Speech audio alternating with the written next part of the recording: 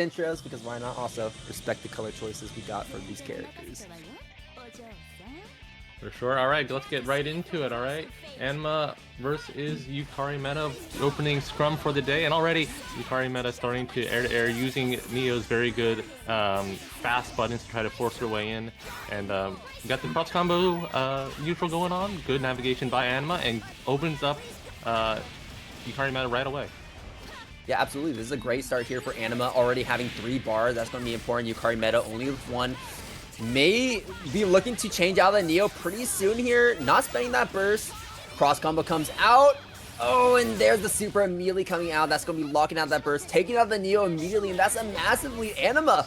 Pretty much on a perfect right there. I mean, both the health bars just crystal blue, and Yukari Meta is the one that's on the back foot, as you can see right here. Resonance Blaze level 2, that's not really going to be doing a whole lot, but you got to pop it at some point. We're going to pop it now, but the Eye gets the pickup, and that might be it. Oh no, it not able to pick up the next part. The invincibility on the Hilda DP, able to get through the orb. And right now, Yukari Meta starting to make some sort of comeback, not having enough meter to cancel the EX low, and we gotta stabilize things a little bit. No more Resonance Blaze. See if we can maybe get some hits, and no gets clipped by the 4P, and that will be it for the game 1.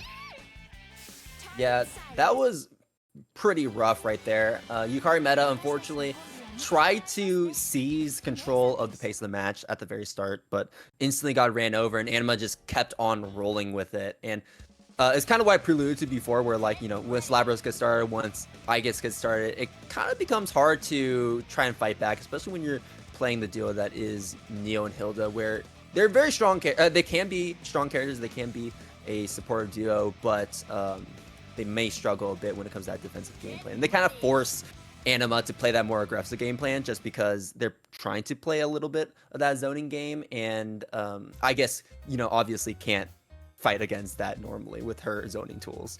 Yeah, I think it was also just a very clean sequence by Anima, locking out first, preventing the HP management from coming out on the side of Yukari Meta.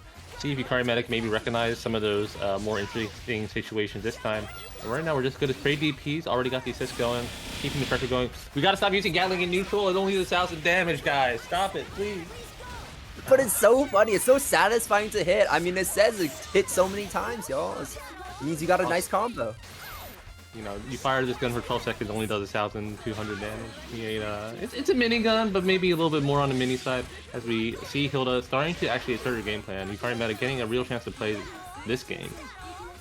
Yeah, it's the perfect spacing here for Yukari Meta. Just outside that Labras range, that push block coming through, pushing Yukari Meta to just the right distance there, so Anima could squeeze their way out of the corner. DP comes out on the side of Yukari Meta though. Cross combo here, opens up with the low here with Neo, and that's going to be a pretty sizable combo. Tries to set up the next interaction, but I guess fighting to get out is unfortunately not going to be escaping. Yeah, definitely a bit of a scrap right there. Kind of an awkward burst. Yukari Meta not ready to punish. Dive kick going to come through. Yukari Meta just trying to keep the neutral going. Right now, Anima with a lot of meter to their name, and a hit like this might be the start of the comeback.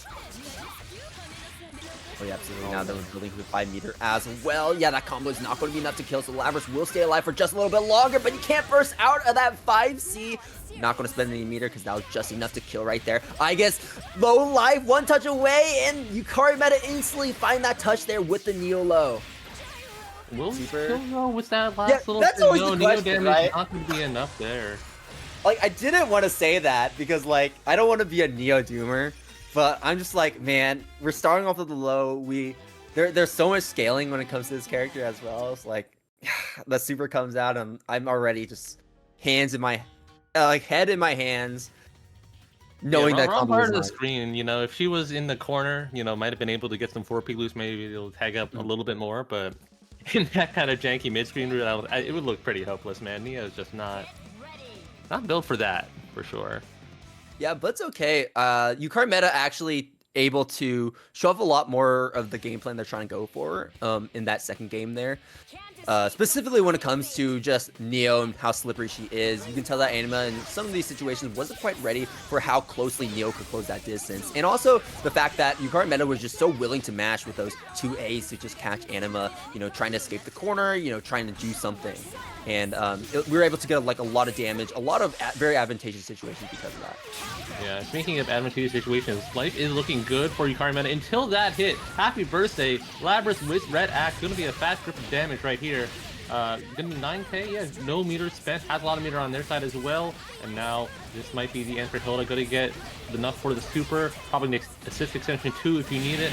No, just gonna try to cash out, I don't know, man, that's kind of risky, letting Hilda escape, but the vertical DP going to be reaching all the way to the sky, and now Neo, not really any chance left, going to be another game for Anima.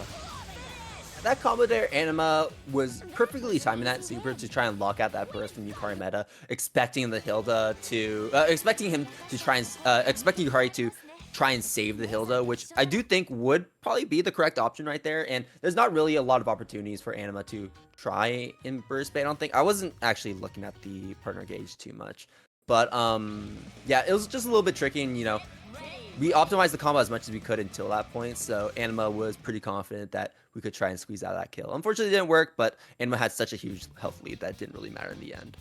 Certainly, I guess, is a character who has the tools of getting back in, where you can afford to leave him at a pixel and go for the one mix-up. Ultimately, depending on your characters, you may not want to risk such a dire situation, but right now, already Anima off to another good start, looking to maybe close out this game, but Yukari Meta fighting back.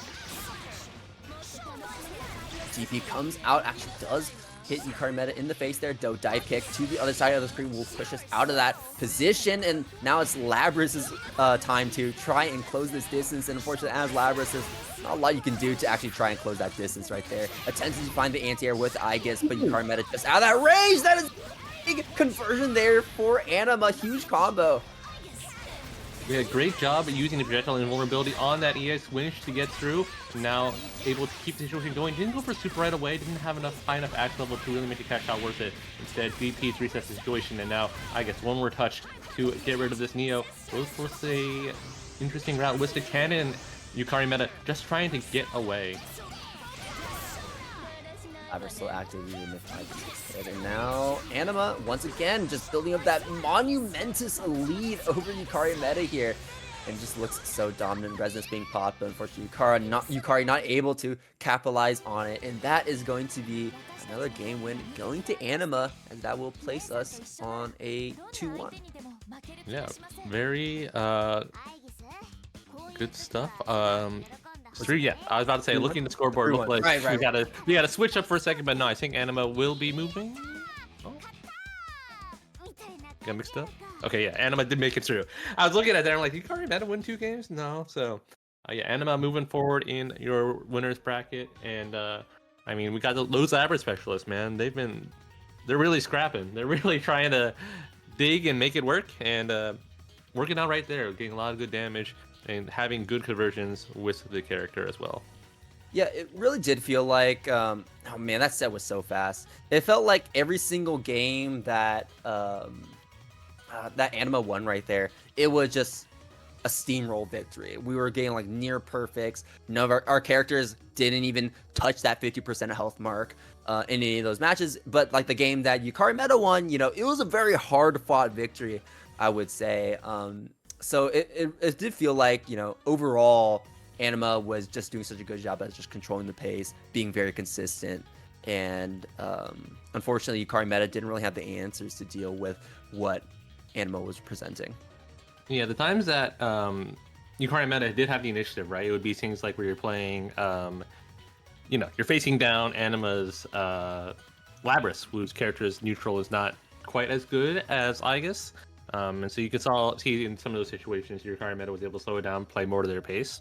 But Anima's still, having very good awareness of the characters, using things like Aegis 6P's active hitboxes, kind of prevent things like 4P calls on the side of Anima.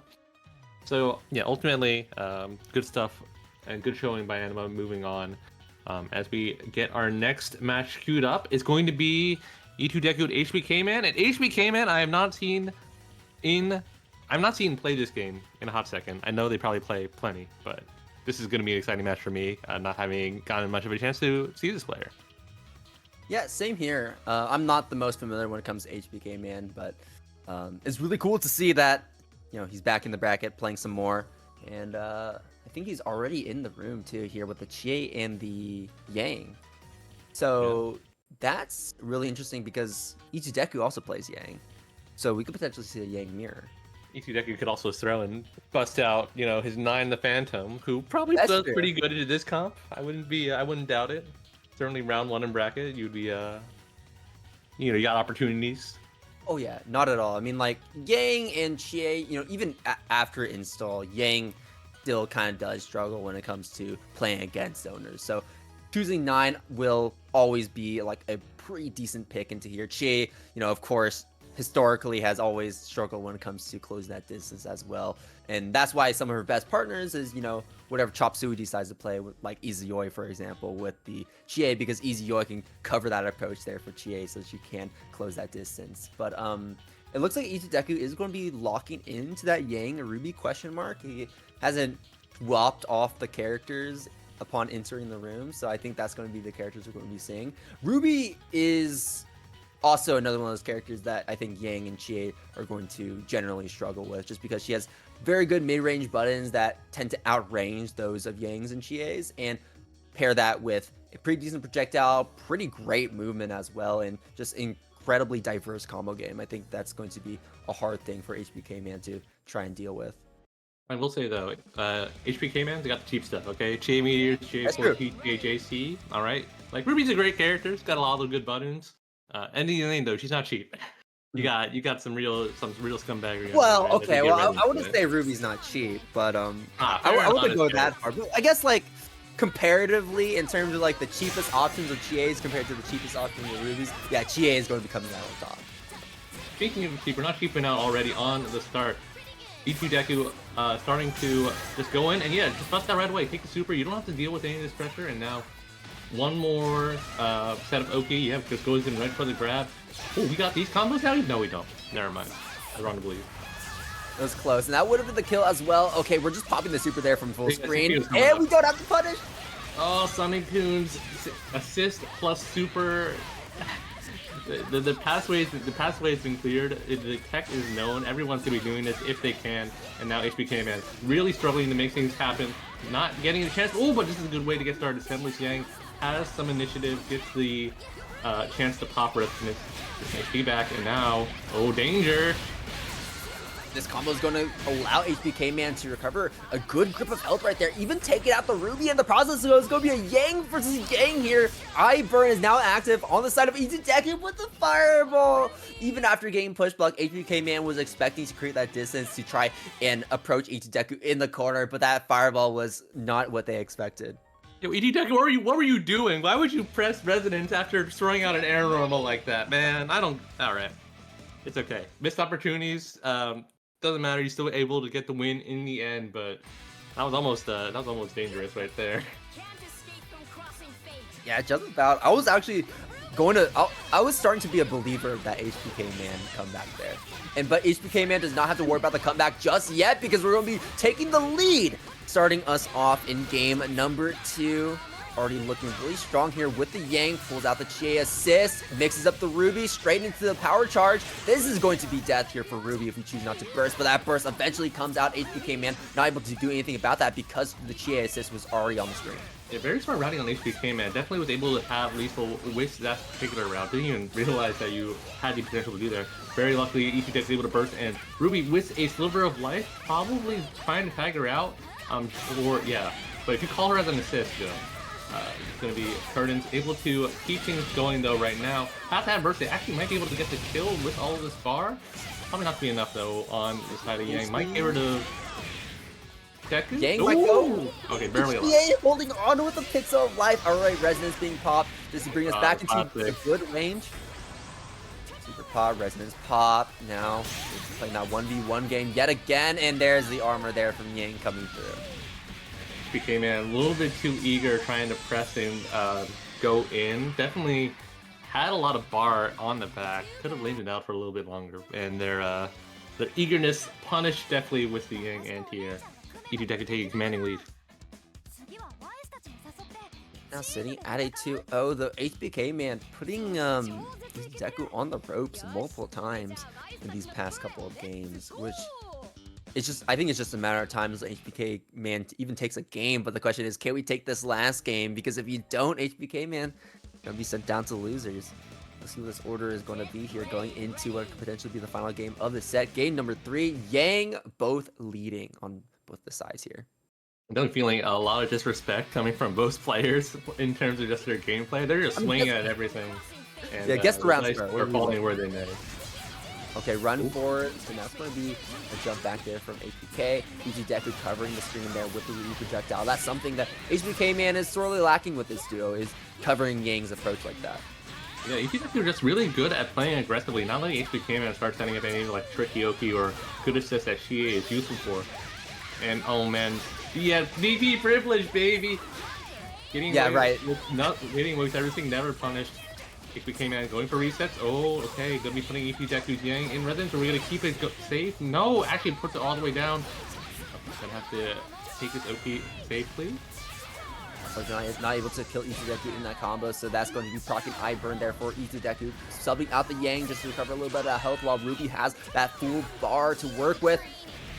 Very dangerous action switch. If ET Deku was a little bit farther back, would have clipped HBK man. Yang would have been curtains, but HBK man still both characters intact. Great anti-air on the 2B. Wonderful anti-air. I love the jump back from HBK as well to catch Deku trying to escape there. Deku on his last mirrors. How much AC neutral can we keep? The DP barely whipping, and HBK man able to get this kill as long as no funny business happens. There we go. That HBK staying alive in this set, finally taking a game right there. Like I said, a matter of time. HBK man has been playing very well against Deku here, but you know, just making some small slip ups here. And I think also too, the amount of, I guess, momentum that Deku steals from HBK man on every single one of these burst baits has been a major part in HBK man losing those previous 2 games. So yeah, I think HBK definitely needs to, I think, focus more on bearing up that timing, I think, too, because I think Deku is very much expecting that. Yeah, both these players definitely have some of that, have that awareness right now. Deku still staying on top. What a late cross-up with the active switch, and Deku stealing yet another turn. Gonna be keeping some Oki going. Run up super! Disgusting. Hello? Okay, wait a minute. The GHC whipped? It's a movement tool, y'all. It's a two-bar movement tool. Very innovative combo routes from Deku. I'll use that word generously. Had at least a little on board, so HBK has forced burst. Now Chie going to be trying to struggle her way through, gets a free eye burn from the switch, and now HBK, will we take this character out? Will you fight? Oh no. Oh, cross combo. Try to swap maybe back to the Chie so the Yang didn't die in vain, but the Yang ended up dying in vain. Try to throw the Yang, but it's okay. Resonance. We'll block this out. Oh, yeah, no, you can't quite do that there with Ruby. It's the intangibility she gets from that is very misleading. I think HBK man knew that was coming, but unfortunately Chie Super's not the answer in the situation, and with that Deku, I'm gonna say it, scamming their way to a victory, 2 run-up supers. Oh my goodness. No, I wouldn't really call that a scam. Throwbait run-up Ruby super though? That's just hard work right there. I'm calling the Better Business Bureau, man. I'm getting defrauded if I get hit by that. Hey man, Deku worked for those 2 bars. Let him use those 2 bars like a man. Throwbaits, phone seals by a different name, are phone seals nonetheless. Deku moving on as we get ready for the next match in your docket. Yeah, the next match is going to be between Sonokun and Bombachunga, I think. Yes. Yeah, Sonokun, your WNF winner of last week, starting to make their name for themselves as the WNF champion of the new era, and see if how many more of these first places you can collect on their way as we finish up the circuit for now. But up against Bombachunga, the Labras Gen specialist, of notoriety. You know, after watching TNS, BBTAG, I'm a Sonokun believer. I'm a Sonokun fan. Like, you won me over with the heart, and I'm excited that we're playing the heart yet again with the S, with the S pairing as well. But I'm always a Bumba Chunga fan too, partly because of the name, partly because of the characters. Labras and Jin, not a duo, not a duo you see very often because these characters aren't very common. And I have a very fun time watching both of them. So I'm excited that Bumba Chunga represents them both, and generally gets pretty good results with them. But Sonokun being that top seed, it's going to be very hard to try and break this streak we have so far. Certainly, I'll say both of these players are team specialists, right? They're the only ones who really play this team and the ones pioneering, you know, a lot of the cool stuff you can do with them. They're not, you know, copying anyone's homework, playing, you know, a common shell or characters with necessarily like easy, you know, pre-packaged kind of routing and tools. So definitely going to be a cool battle as we get into it. Lucky Nate, tell me PCF Team Skill? Are you telling me these guys are sponsored by PCF? What is PCF? I don't know what that is. I don't know the name. They'll probably let us know later. All right, I'll pretend that it stands for PlayStation Foundry, or I don't know, personal computer founders. Oh, we're getting into it. What you the learn fuck something new every day, Itadeku. Itadeku, funny thing is, if I did the combo after with THC Burning Gold, it does more damage. I mean, I would I believe it. I'd imagine it. I imagine that's why you whip it on intentionally. But in my mind, I'm like, just take your 2K. You have the burst. Right. All right, getting right into it. Going beyond the center cover stage. Bumba Chunga, exciting round start. Going to go for Gihimek right away, and they're both kind of sitting it out. Definitely two large characters. What was that? That had to be a misinput. Interestingly enough, Sonokun starting off with the S lead. Normally you start off with Heart, I think being one of the best point characters in the game. But maybe the idea was to kind of zone out the Labras with these bigger buttons, with the projectiles. Sonokun seems to be doing a good job at that, at least for now. Bumba Chunga now locked in the corner. Let's see what this next mix-up is going to be. Waits it out, takes the DP. It's okay, just go back to full screen, try to zone out with those projectiles, but Bumba Chunga is relentless. Yeah, Bumba Chunga playing really masterfully with the Labras there, able to kind of work their way in through both characters. Now keep the heart locked down. Tries to get a throw bait or something, not able to defend there, but this is where the this is where the demon is. Heart getting herself started, and Bumba Chunga wisely taking the burst right away. Does not want to let Sonokun get the classic Heart Protect going. Now Heart is here. Notably, Sonokun is not playing Heart as aggressively as you normally see Sonokun play Heart. And once again, I think that's because of Labras. We just don't want to get near Labras. We don't want Labras to build up those axe levels. And I think that's a very smart decision. Until you at least, you know, get this pressure started like we're seeing right here. Able to bait out that burst. I don't even think we need to spend the meter for the super to get the kill, but we're going to do it anyways.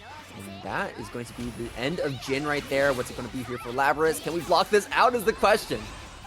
Yeah, looking really good for Bumba until the, you know, momentum got stuffed and the situation was getting started by Sonokun. Bumba Chunga now has to make their way in with Labras. Not the best use of resonance.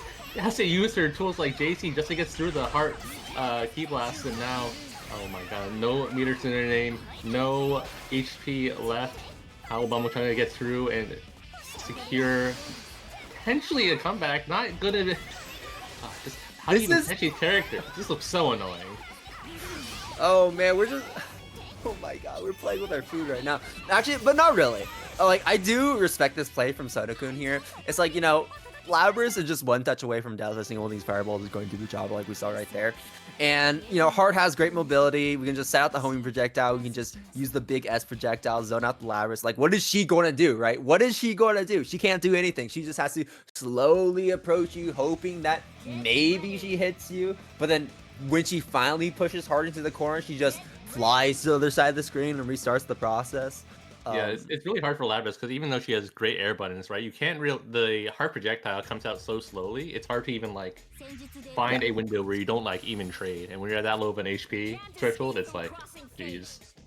Yeah, it really feels like Sonokun is playing this matchup incredibly safe. Oh, and that is a big start here to the start of this game, taking Labrys immediately to the corner. Throw mix up. Yeah, Okay, just push the DP right away. Once we keep Bumachunga locked down. Oh, another fortunate DP on the side Bumachunga. Now we have to get something started.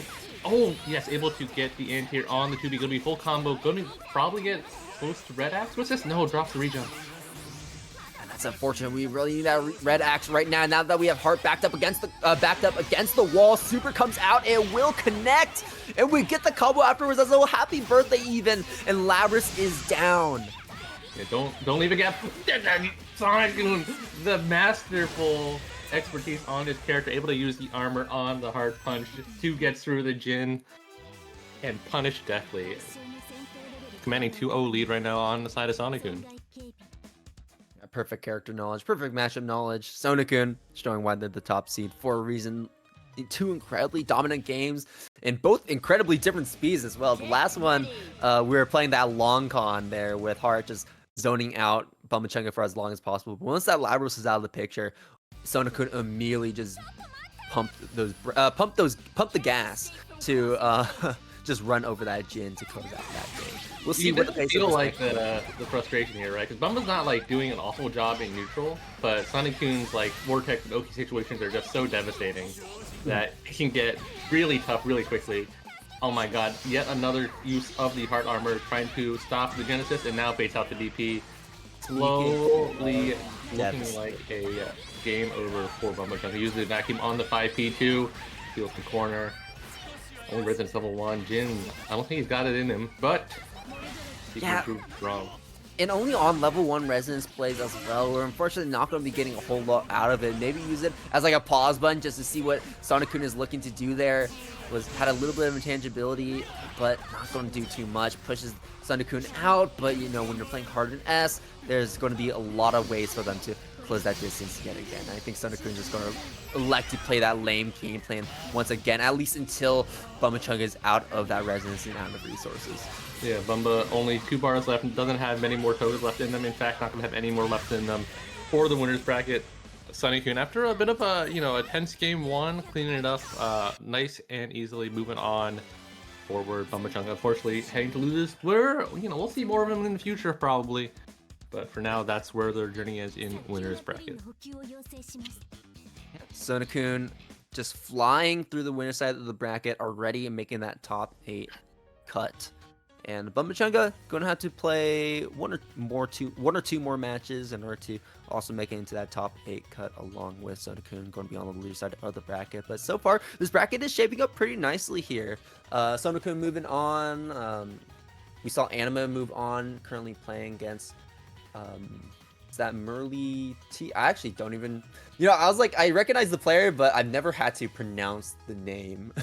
Merrill T, aka Menetame, aka probably at least 3 other tags that I've forgotten over the years. Like, I recognize the tag, but I'm just like, there's a difference between when you pronounce in your head and then when you actually try to pronounce it with your words. Oh yeah, for sure. It comes out completely differently. But yeah, they're moving up forward as well, playing as Anima, currently playing right now. And I think our next match is going to be between Lucky Nagi and Yo Fave Scrub. In other words, we got XX_Goo Babies_XX versus Lucky.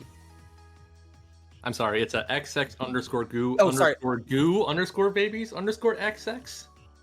XX_Goo Babies_XX is is his father's name. I'm sorry, I shortcutted the name there. My apologies.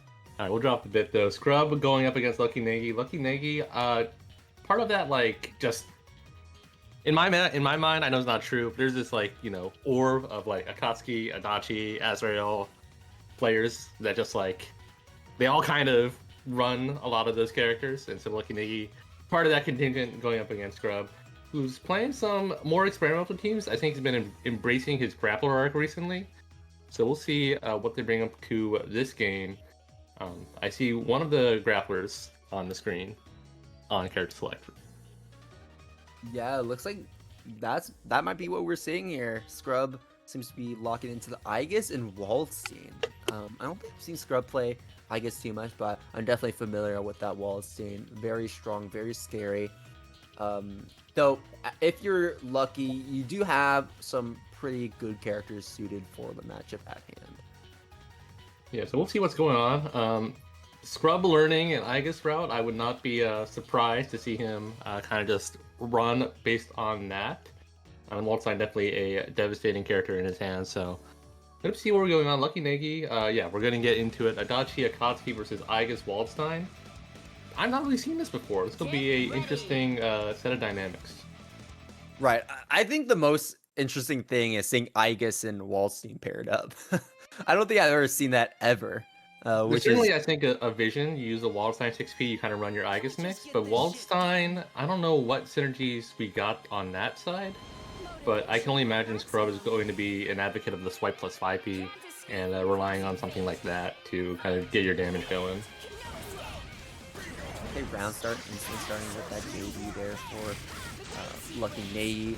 Notably one of the better air buttons for Adachi, especially at round start there. Unfortunately, this round start is looking very much leaning towards Yo-Fave Scrub instead of Lucky, as Lucky's immediately backed up against the wall, taking a lot more damage with the Adachi and having to burst out to save that Adachi. Unfortunately, Yo-Fave Scrub drops that combo.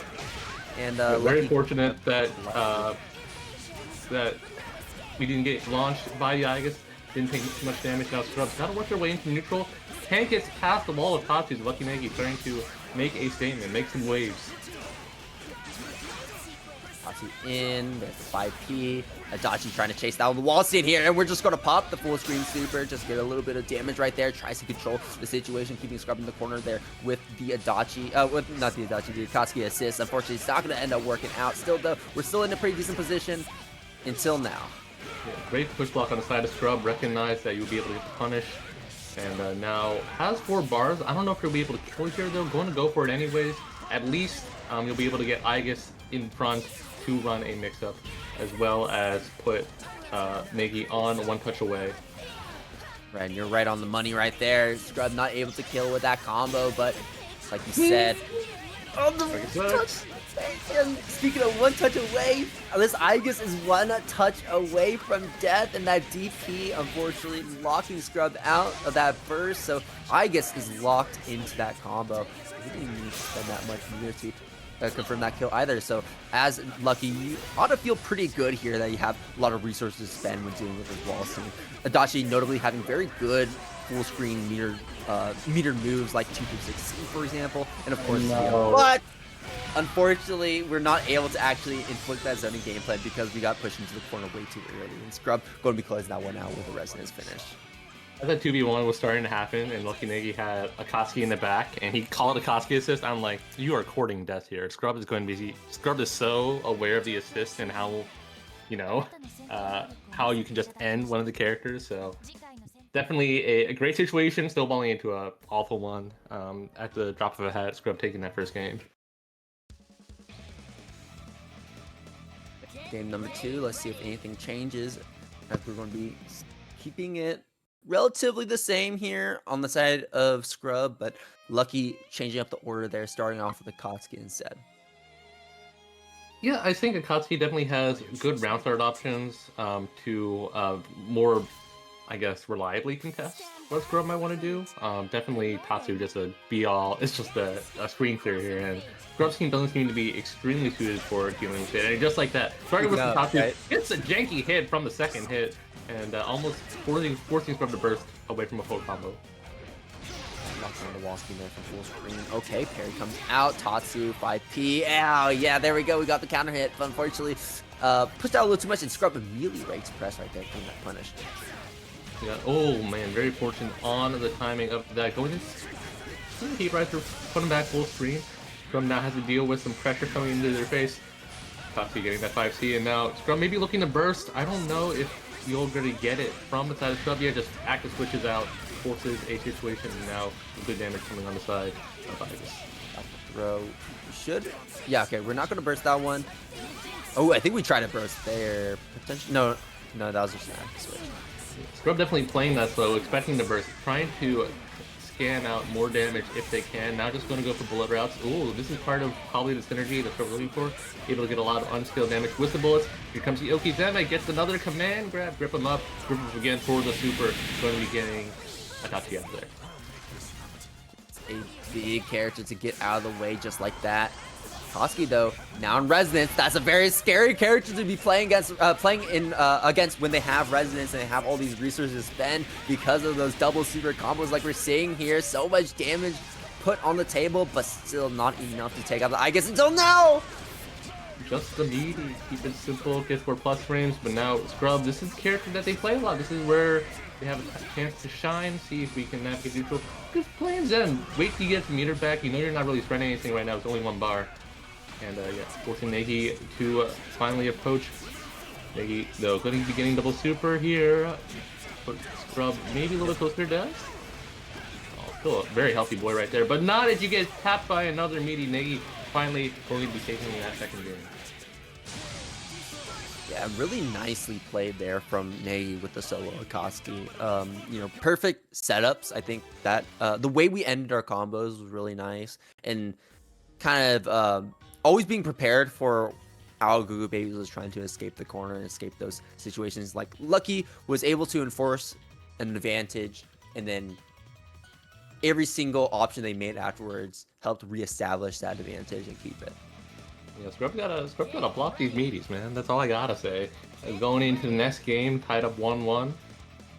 Yeah, Akatsuki round start definitely working out better. Tatsu's just been a very strong way of kind of piercing your way through.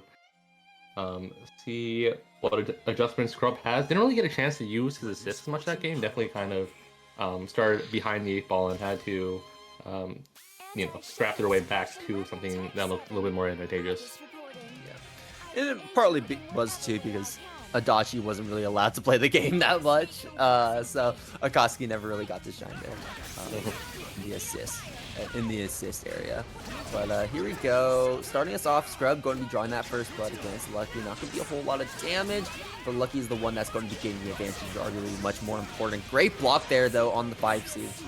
Yep, going to be using the wheel to just kind of make your way in. Scrub, a Ruby player by trade, so obviously going to be very proficient at using the Igus wheel in a similar kind of manner. Right now, starting to fall victim though to the BZO. Lucky Negi, maybe another block on your future. Scrub forcing to block away, and now.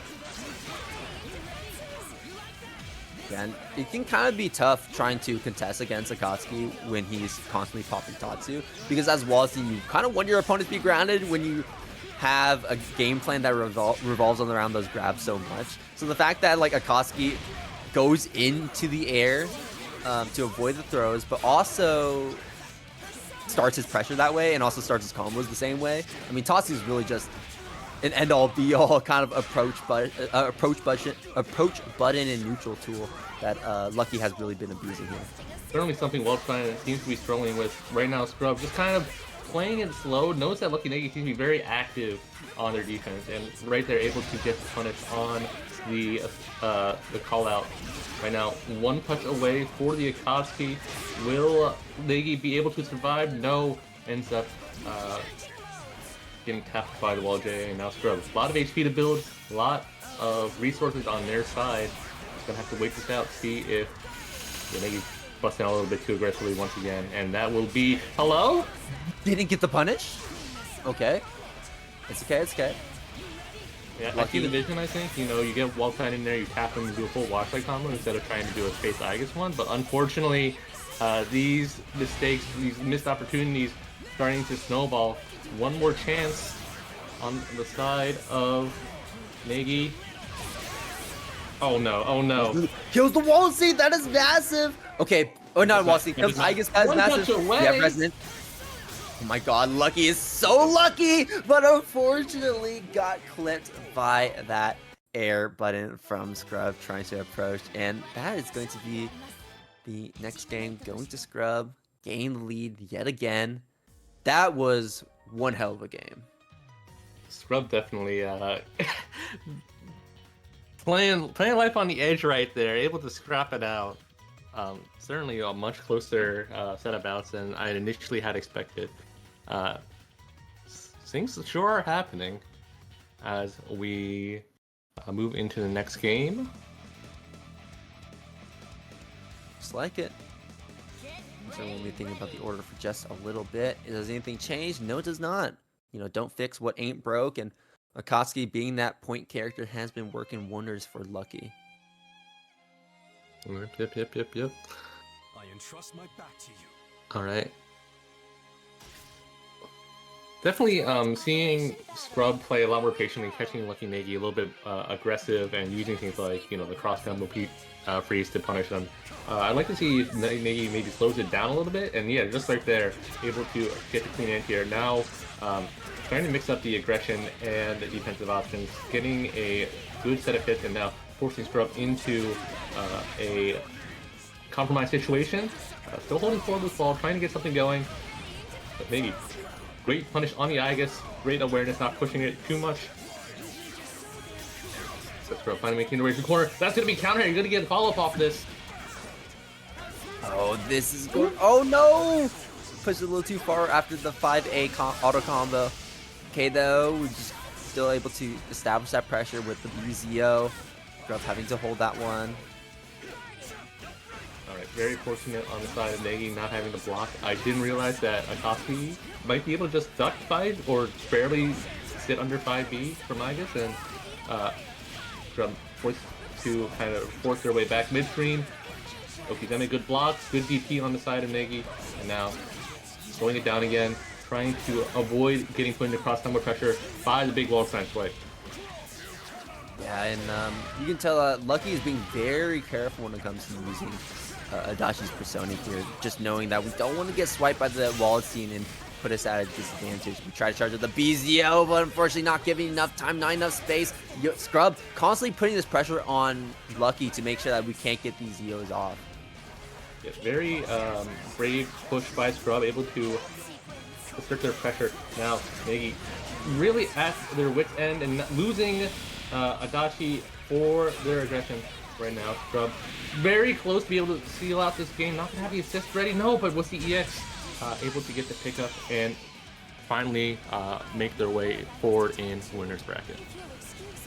Yeah, and I'll say one of the interactions there was at least a kind of smart usage of minigun. You know, just using it as that big active wall that made sure that whatever Lucky tried to do after the resonance, they wouldn't be able to do it. And they had to respect Scrub immediately. You know, even if they aren't able to get an advantage off of it, it's more so the fact that you don't want them to do anything unpredictable. Yeah, certainly keeping things meaty is one of the best ways to deal with resonance. You know, you are vulnerable right after coming out of the activation, so you can't really move without having to deal with if a hitbox is already on you. So good lockdown application on the side of Scrub, and with that, we will be locking in him in your top 8. I think that's going to be all a winner side top 8 finalized, y'all. Sonokun and Merrily T, they're going to be playing against each other coming up. Gugu Babies versus Itudeku. Scrub versus Itudeku pulling up as well. And down there on the loser side, we're just going to wait just a little bit for that to end up finalizing and have those players start dropping in. But speaking of dropping into things, you got to drop into that match arena, exclamation point match arena, y'all.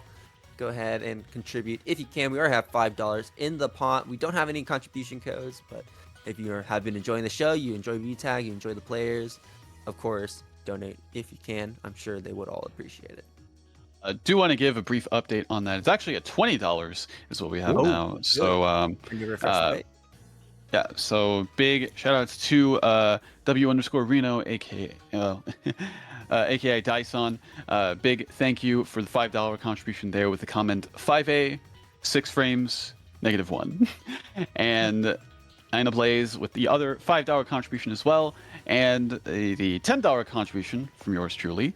And also, as per usual, if you leave a comment with your contribution, you know, I will gladly read off whatever you leave, whatever comment you leave there with that contribution, so long as it's not something that'll get me canceled. I'll tell you that right now, but that is the stipulation.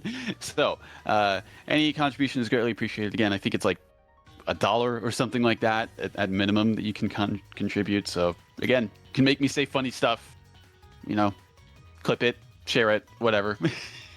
So the Master Chief soundboard going to be built up in real time. I got thanks for popping in the stream, Daison. I know that Japan's got a BBTAG mini, I guess, regional tournament coming up soon. I don't know the details for it, but if Daison, you're in the chat and you understand what I'm saying, feel free to pop on over there. I think some of our WNF players are out there ready to compete, so going to be a good time in the BBTAG scene.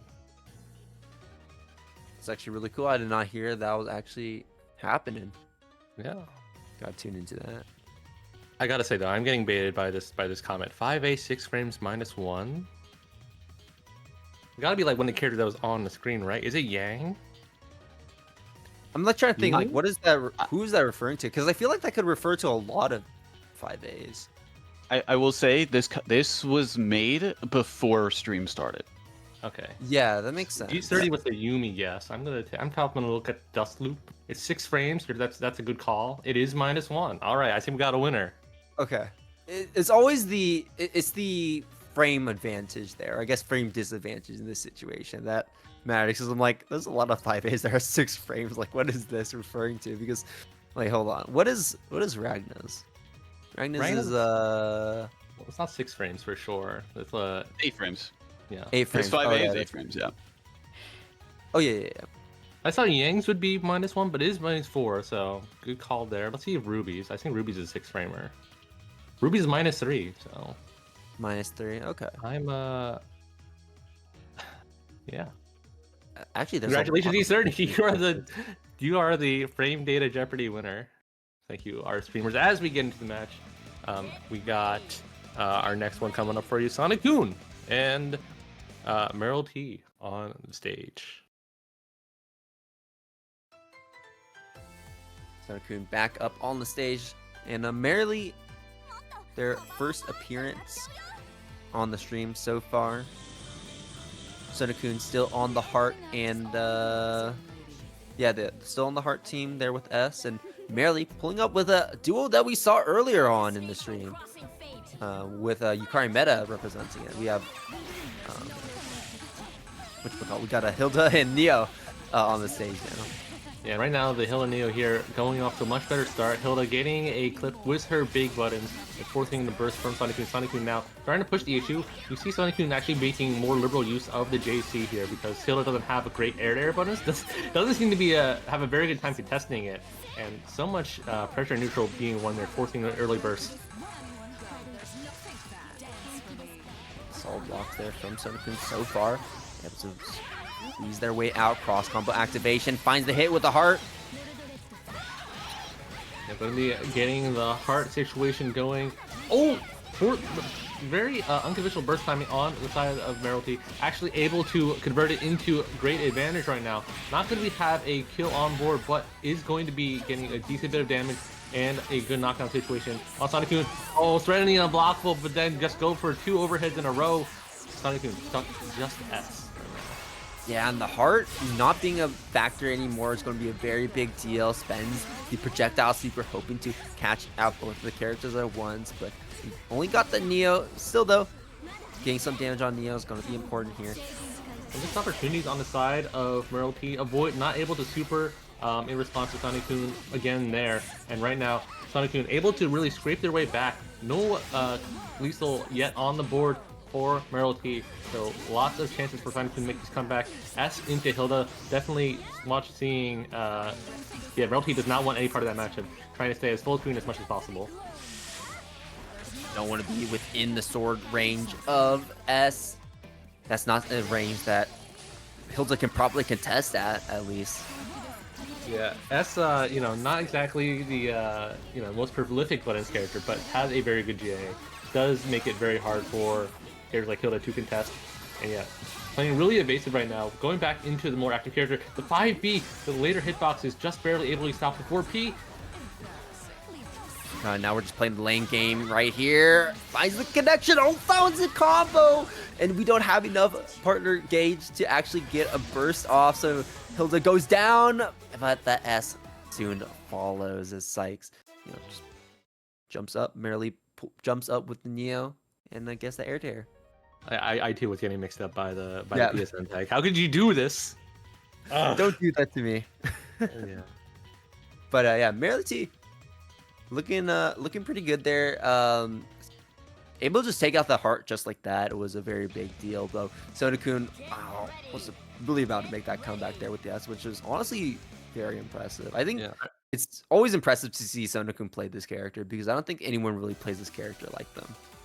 Yeah, it's not a character with very like kind of free flowing like pressure. Definitely has good neutral tools, but you have to figure out how to kind of lead those into proper sequences. So yeah, almost a great comeback on the side of Sonokun. Merylty definitely having to play basically with the Hilda as we get in the next game. Sonokun probably going to be looking to let Heart stay in the game a little bit longer, and that hopefully will be their key to victory as we get into the next one. Yeah, you definitely want the heart there because that provides the most freeform combo structure, most freeform pressure sequences, and also allows you to get in when we're trying to play that zoning game with Hilda. Yes, Sonokun already showing several evasive options, but unfortunately not able to fully evade it. Fortunately, got pushed to mid-screen, so didn't have to eat the core situation. And because of that, with this very good burst, now putting Merylty into a situation. Run up, full screen grab. All right, I see you. Getting a burst save. Again, dive kick, cross combo activation, get this combo extension. DP popping them up, not able to get the pickup with Neo. Definitely a pod moment now. Ooh, great push block. Yeah, also great conversion there, getting the air there too, forcing Sonokun back into the corner. Now staying full screen one more time, see if we get something going. Great use of the pillar, hiding the Neo behind to get a hit. Unfortunately not able to fully pick up, and now really even game so far on both sides. Absolutely. Trying to approach with the heart, but gets anti-aired by the Hilda. Cross combo activation. Not able to get the full pickup with the heart. Oh my god, we tried to go for the 5 sequences in the DP, but we jumped right over. We're not able to get the full punish because we dropped the combo. Very lucky that Hilda escaped just in nick of time. We're still calling Hilda. She's gonna get tapped. Her dome is gonna get cracked. Gets cracked by the Cerberus and cracked by the BD. My god, and now the Hilda is gone, the most problematic character, but now Neo is going to be starting to run circles around Sonokun's S, and we don't have the meter to actually get that burst off, so this S will be going down. Wait, maybe not. We dropped the combo, maybe try to go for a cheeky reset. I don't know what was going on, but S is still alive. Okay, not able to single hit confirm off that projectile. Ah, no, the command grab too ambitious there. Now Sonokun going to be able to milk out the resonance timer and start putting the pressure on Merylty. Merylty definitely has a good advantage here. Both characters at very low, but Sonokun with the rampage time resource built up, going to be getting this kill. Oh, the cheater cross raid. No combo timer here, and able to secure game 2. And excellent usage of that homing dash there as well. Backing off, going back in. Just in reaction to Merely T jumping in the corner, the idea is like, when they jump in the corner, you normally are going to be getting a reaction out of the opposing player. And the reaction is normally going to be, oh, they have to either back up or they try to press like a big button to try and catch you. We saw that a lot when it came to the Akatsuki in the previous sets.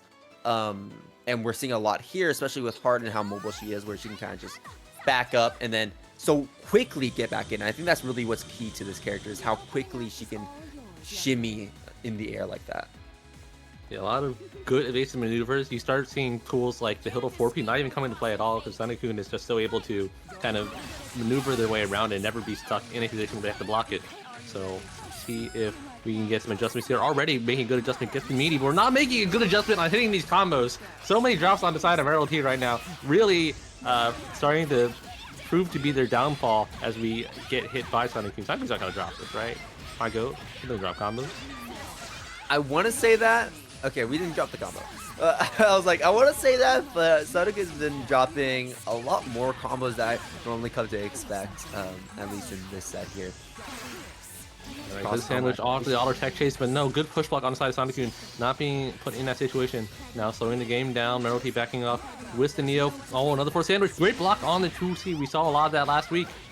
And forcing the issue back on the other side. This is going to be a great counter combo. Lots of damage on the table. Throw. Going to be even some more potential damage. When's that burst going to come out is the question. We go for the DP to try and keep things safe. Try to get that ender with no bite from Merely T. Try to save that Hilda. Unfortunately, not going to be a possibility as that Neo is going to be following suit very quickly afterwards. It's going to be dumping all over Mirror here for this combo. Should be the 2 meter for the super into the THC potentially. No. Cross combo. I don't think he's gonna be able to kill here, even with these loops. So yeah, I don't think actually, no, that's with 3,000 damage on the table.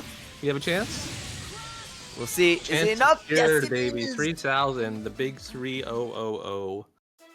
Taking out that game. Perfectly optimized on the side of Sonic-kun to run away with that game with that single combo there. And now Sonic-kun regaining the lead in the set, bringing us back up to that 2-1 that we come to expect. Yeah, definitely starting to see Sonic-kun be a lot more fluent in the neutral, playing with a lot more just like flow and feeling like they can move freely. Merylty, I mean, they're trying to change up the pace, right? Sometimes like backing off, taking it slow, but Sonic-kun just been matching the tempo blow for blow right now. So see what I don't know what adjustments you make here. Yeah, I am not too sure either, to be honest. But, you know, Merely was able to take a game, so the fact that fact in of itself, I think, gives Merely's play some merit. We're on the PlayStation platform, right? We're not getting PC tag. How could this be happening? This did happen earlier, however, and yeah, just give it a moment. Just give it a moment. I was like, we gotta wait for the bits to travel. I got you. I had a mini heart attack right there, man. I'm like, what? Surely not on the glorious Sony platform. On the first layer, Dante's Inferno here.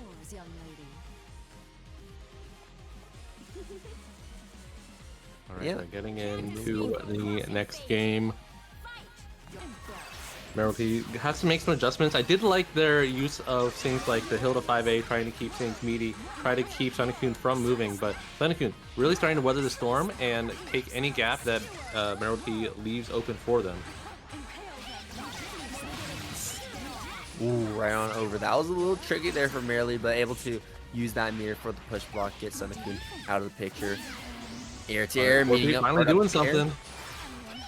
And that's going to be one of the ways to try and deal with that homing dash from Hart, is meteor up in the air, which, you know, is not always going to be ideal, especially if you're playing character like Hilda. Neo, I think, can do it a little bit better when it comes to meeting her in that position. But you're also kind of just meeting her in her own grounds, in her own home.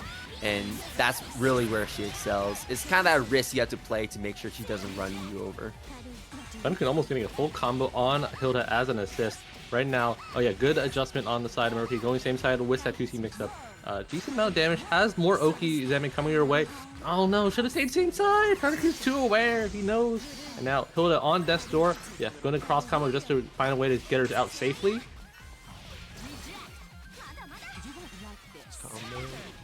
Another force sandwich, don't push, don't push. Yes, good stuff. Let's slowly regain that life. Mix you know, up here. Patient. Yeah, you know, if you're on the side of Merylty, that Sonic-kun with those 3 bars, always a flight risk of doing the wake up super assist. Right now, oh my god, Hilda was almost doomed right there. Great chase down to prevent Sonic-kun from pushing, barely not having enough cross combo gauge, and now forced into this awkward situation. Oh, almost a good gravity squeeze, but going to get punished. And now down to just Neo. And that's so scary. It's going to be even more scary after this combo. Not going to get enough to kill because we don't have the resources to do so. We're also not in the best positioning on the screen. But bring us to the corner, trying to reset into the overhead. Getting really cheeky with it. But that might be the downfall here for Sonic-kun, as Merely is going to stay alive with the Neo. This combo, I don't think it's going to be enough here. Double super. Not having enough bar to do another command grab to milk out the damage. Command grab, very poor minimum damage. even in Resonance, because you can follow up on it. And with that beefy counter hit, I do believe this will be Sonic Boom's game. We have a little bit of more health to get through, and I'm ready to see the optimization. No, drops it, but it's okay. DP for your troubles. One more chance. Now we're just backing off and playing lame yet again. When you have so many bars and you have a full screen beam like that, everything is so scary. Rampage time definitely working out in Sonic Boom's favor right now, because not really the opportunity to use it, and just gets clipped by a straight heart ball. And going down to your losers bracket. Sunakun punching their ticket into winner's side, into winners finals, not winners side grand finals. We're not there quite yet, but winners finals for tonight with a pretty dominant lead. I think that was the only game they lost on the way up to winners finals this entire night. So that's very impressive. But now we're going to be jumping to the other side of winners finals between YoFave Scrub and Itsudeku. Yeah, Sunakun definitely in the flow right now. See who may be able to stop them. Scrub truly definitely one of the top candidates. But we'll see what goes on right now. They've been rocking this Igus Wallstein shell today. Looks like they'll still be doing it as we get your other side of winner semis queued up for y'all. If you are interested in following up on a bracket, we got !bracket for your consideration, and as always, !Matcherino to check out and give the players some love. Do want to give an update on that as well. We have another $10 contribution from Itsudeku with the comment: if there was a WNF under night bracket, would it be called UNF ? And if it was run twice, would it be a double UNF? I hope you wanted me to spell that out and not actually say it. So I think the spirit of the donation was for you to say, Okay. UNF. Would it be called UNF? and would it be called a double UNF? That's so weird to say. If it was ran twice. I mean, look, nobody's taken that name. I mean, you could patent that. Like, you can take credit for that. I don't think I've heard of an undernight bracket called that. So undernight fights would go hard. I would. Yeah. I'd be down with that branding for sure. Thank you, Itsudeku. The players appreciate you as well, and I think you're gonna be up here for a chance to win back your $10. Though you're gonna be all the way up against Tall Mountain, though, in the form of YoFave Scrub, as we look at the next match ahead. Just want to say I love the vibe of Wednesday night fights here. Master Chief coming in every now and then to read off donations. You know what it feels like? It feels like just watching GDQ, where you have the commentators or the player just explain the game in that flow state here, watching some gameplay, and then suddenly Master Chief just comes in out of nowhere and starts reading off the donos. I mean, Cheap and E30 definitely some of the GOAT production staff for this operation. Thank you all for keeping this going for so long, as we got a few more to go for the time being. But yeah, definitely good vibes here in the WNF sphere. Looks like the players are still getting ready. Looks like we're going to be getting to this match very, very soon. I know we said !point bracket earlier if you want to look at it yourself, but to update y'all vocally on the rest of top 8, because it just got finalized, is Anima and Renix are the next players up. Bumbachenga almost making it in, but not quite there. And then Amethyst Gray and Mystery Racer 21 on the other side. And that you particularly was excited to watch Mystery Racer before this bracket even started. Yeah, with a real Mystery Racer. I don't see him on here that often. Good to see them competing today.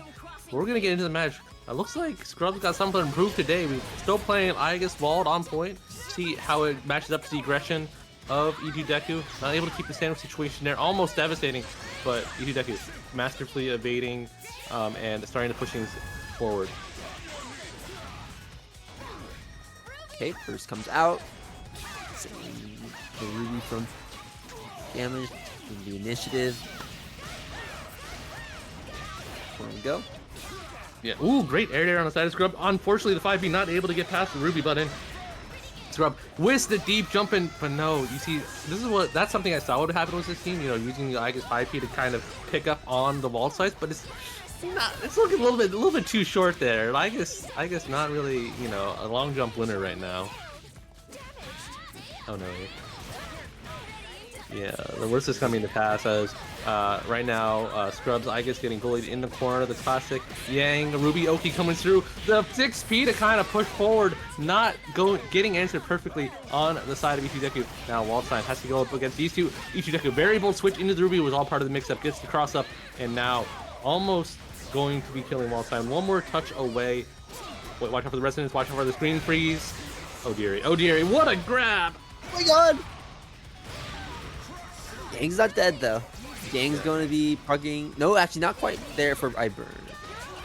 Very fortunate timing. What a brave run up to grab the wall sign by Ichideku. And with 5 bars available, it's going to be an easy kill for them as we take the first game. Yeah, get some resonance for good measure. Get the little DMC at the very end as Ichideku takes the first game. Yeah, and that was a pretty quick one, all things considered. They went back and forth here and there, but I felt like it got wrapped up rather quickly for what it was. Rob definitely getting caught whiffing a few throws. I wonder if there's a, like, you know, throw plus 6P setup they're trying to go for, or if they're just trying to, like, steal a turn when they can. The Aegis, I don't know, man. I'm not feeling the synergy with this team that I should be. Yeah, we are switching to the Hakumen. We want to, you know, we whiff swipe plus 5P a few too many times. We need to get the good stuff going.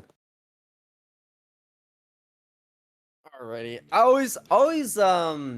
don't know. I've never really been the biggest believer in Aegis. Partly because I feel like her kit is too finicky for me to feel like she's the most consistent.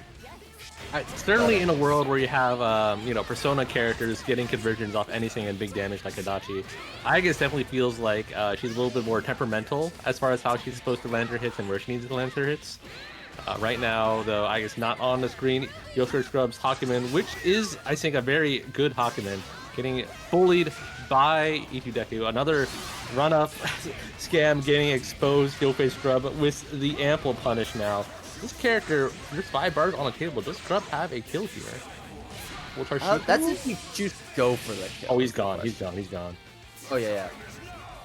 This is definitely going to be enough, though. And this is one of the really cool things about the characters they tend to pair Hakumen up with, is characters that can hold the opponent in place for extended period of time. And Wilson is one of those characters where you can just fully charge up your super, you can fully charge up the big damaging hits from Hakumen while you're, you know, doing your regular combo, and that's really nice. I do like Scrub's routing there, trying to keep Yang at, you know, not right up close as we gamble for what happens post semblance pop. Right now, yeah, Scrub too patient, too aware, catches out the 5C DP, and able to take the game. And that character swap definitely working wonders for Scrub.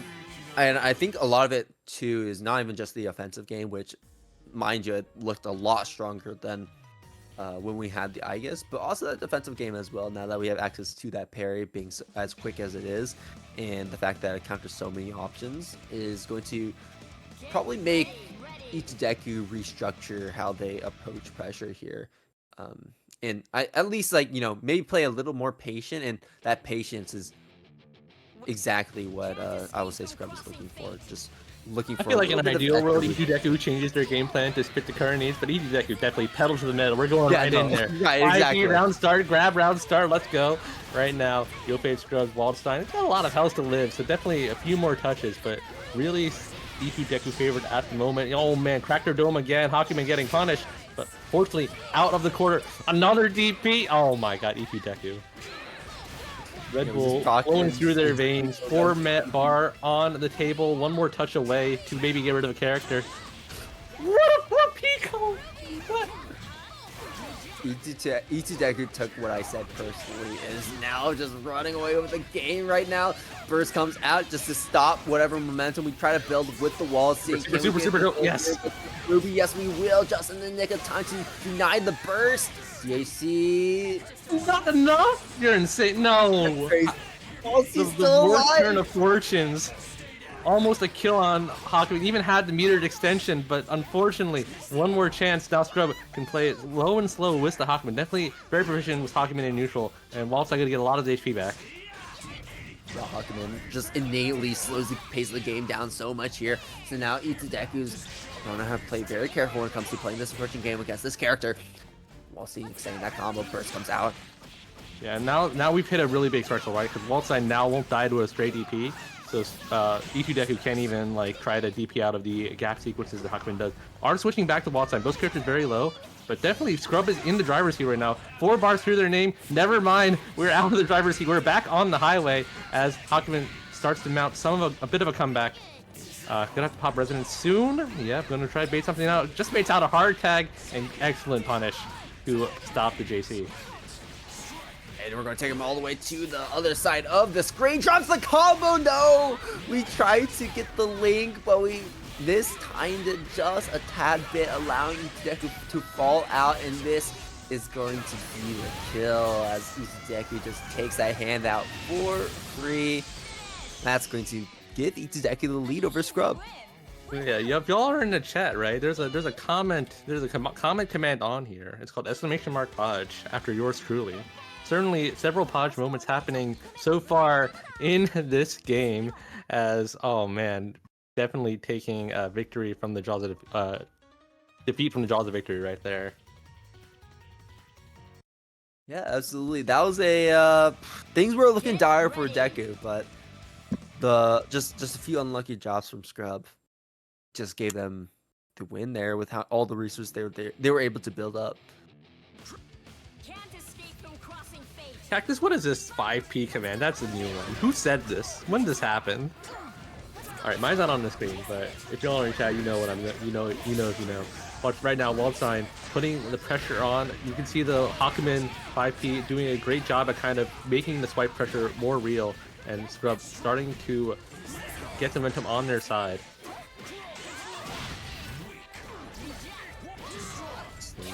Burst there, not wanting to take any more damage. So the Waltzine combo is going to be seen through here. 4 meters, 4 bar a meter. Yeah, gonna get Ruby right out of there. Very good use of that 5B by Scrub. Like Waltzine 5B, you know, a slower button but really big. And if you're constantly like air teching back, it can be a really tough thing to kind of land and kind of find your footing against. DP, okay, no. Spending the resonance on the Agito, and that's going to be a blocked DP. Yeah, gonna get got a lot of meter just off the rip from that. Might not be able to kill here because you're not gonna be able to get the assist in time, but you know, Stem was activated, Deku, resonance running down.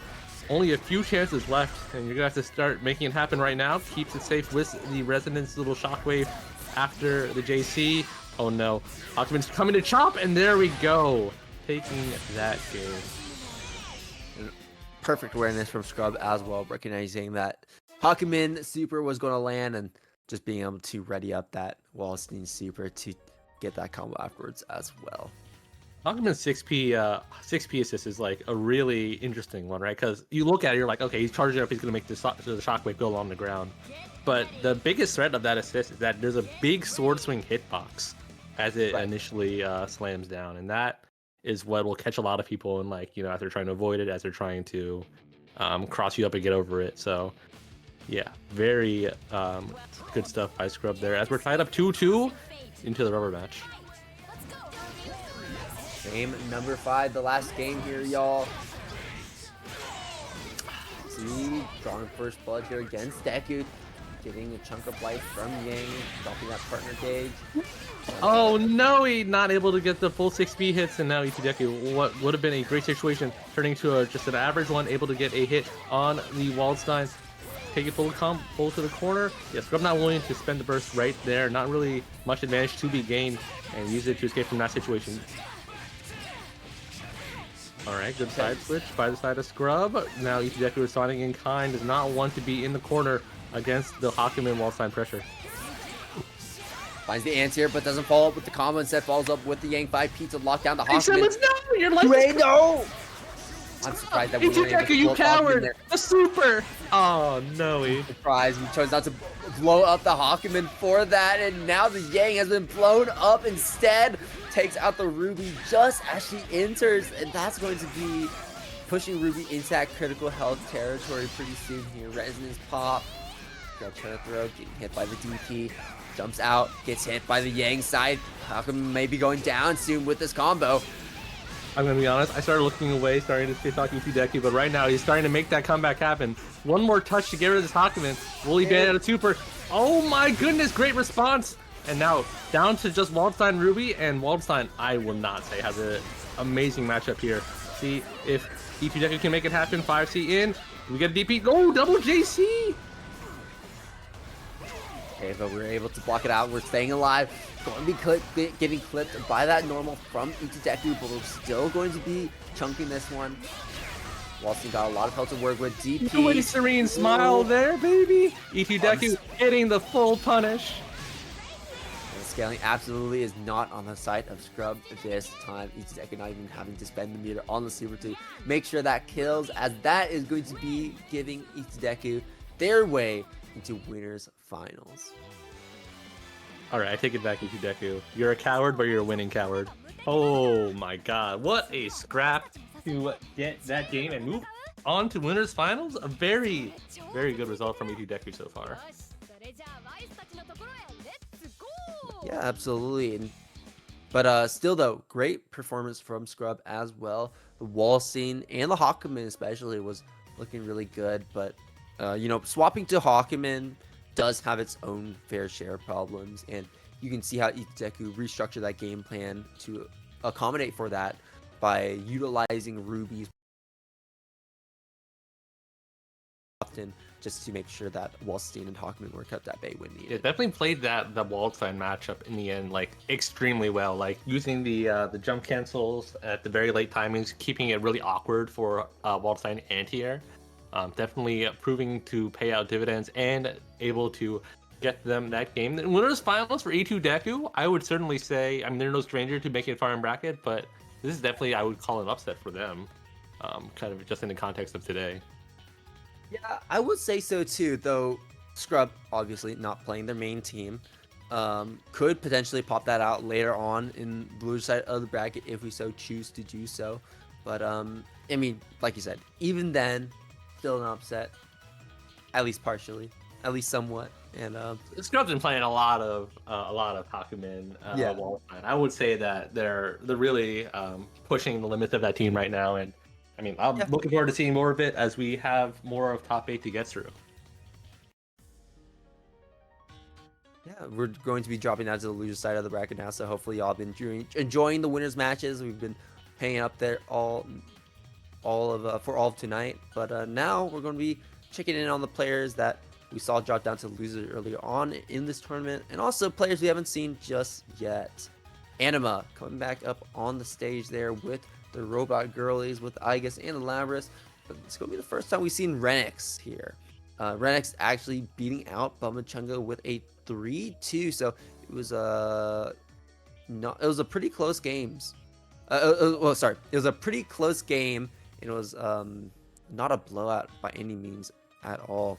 So I'm excited to see what Renix has to offer, especially with the kanji pulling up. It's not often you see this character being used. Yeah, Renix definitely a grinder on net play for sure these days. Coming in with the kanji Ragna, definitely showing a unique kind of flavor and playstyle with this team. As always, I think, you know, going into, if you're playing kanji, one of the challenges will be kind of catching these more mobile characters. And we'll see how Renix decides to implement. Because when he gets you knocked down, he's very good at tech chase. He's very good at kind of keeping things meaty. And then once he makes you block, has some pretty nutty pressure options that will catch you off guard. Personally, will catch Anima off guard. Already, a great start by Anima. Great defense. Holy crap. And this round start absolutely did not. Anima holding strong. What a sequence of blocks there. And yeah, we just spent so much of those resources from Renix, and now honestly on the back foot already. Unfortunately, not able to keep Renix in the corner, but you know, you're building up that axe level. You're getting some damage on the board. That's what's important right here. I just want to say that was a DP assist, but the DP had no invul, so a little bit too eager on that 4P call. Right now, though, trying to get Labrys out of there, looking low on life, and you'd rather play Iverson here. Definitely a much more adept at playing the neutral character, and has the potential to blow things up like this. 5 bars on the table. Do we have a happy birthday route to really maximize the damage? All right, it's pretty good. We're just going to get a... we're very greedy, mind you, so we're going to be getting a little bit more damage as well with that DHC. Both of those characters in one-touch territory, and we cleaned it up just like that. Getting a small happy birthday and then running right in to finish off the kanji. Very fortunate that obviously you pressed the Labrys 5B there to kind of stop any assisted attempts. But very fortunate that it didn't get broken incidentally by the kanji chain. And kind of getting away with one a little bit right there, and taking that first game.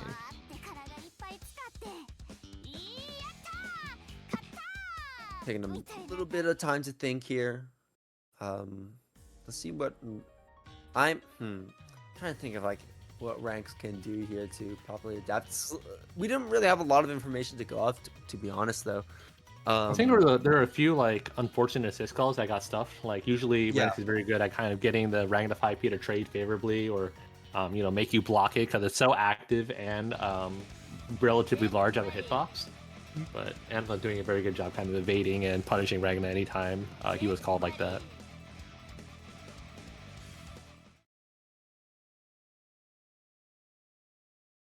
Keeping the same characters with points.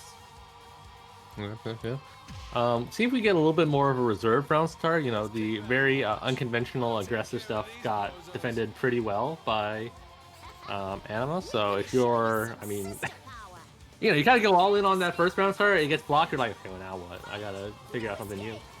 Just do it again. Surely it won't be blocked twice. So we backed off this time, up back, and now Anima taking advantage situation. We got some good neutral going on. I guess JC, though, a menace for ground-based characters and players like Anima, making it very hard for them to approach. And yeah, a little bit of a tough situation all around. Able to get the Ragna out, gets the cross combo going, and able to force something, force a bit of a good situation. Yeah, absolutely gonna be getting a knockdown after this combo. How Scythe set up. Ooh, okay, using the super to get a little bit of damage there on the kanji. Kanji going to be out of the picture now, not able to burst in time there to save the kanji, and now Ragnar is going to be here on his own. Level 3 resonance, not popping it just yet, and that might be a mistake, as now we weren't able to react to that mix, and now we're getting picked up by Anima and yet another combo. 3 bars to use, not going to use any of it though, hoping to use it in this next interaction.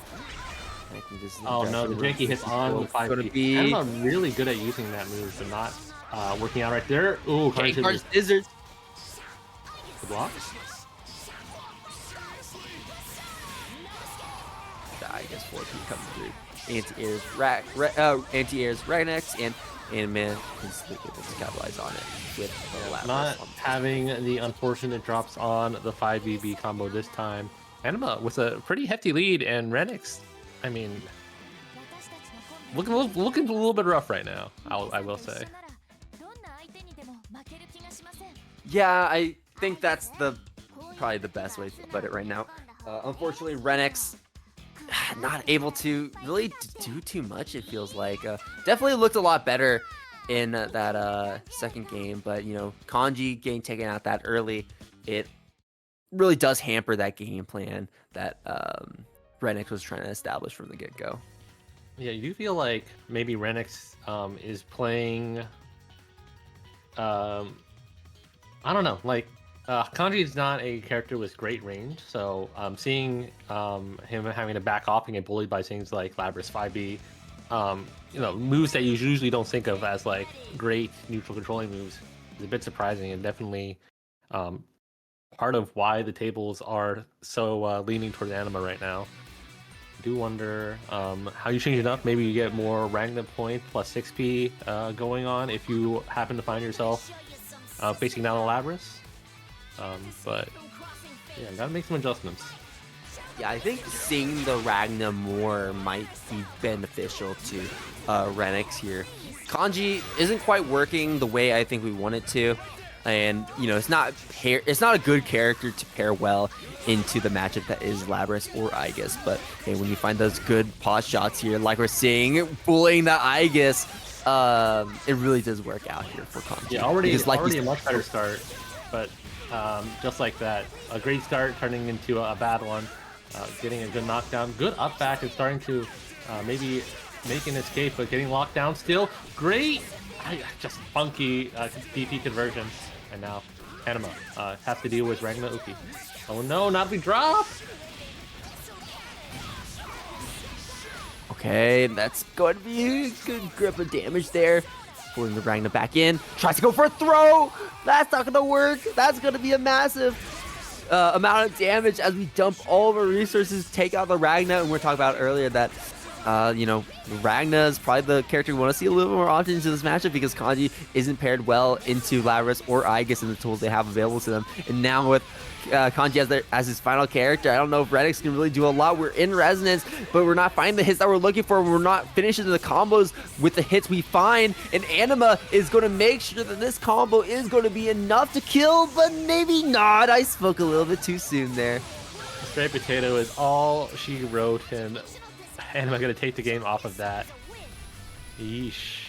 Yeesh, yeesh, yeesh, yeesh, yeesh. Well.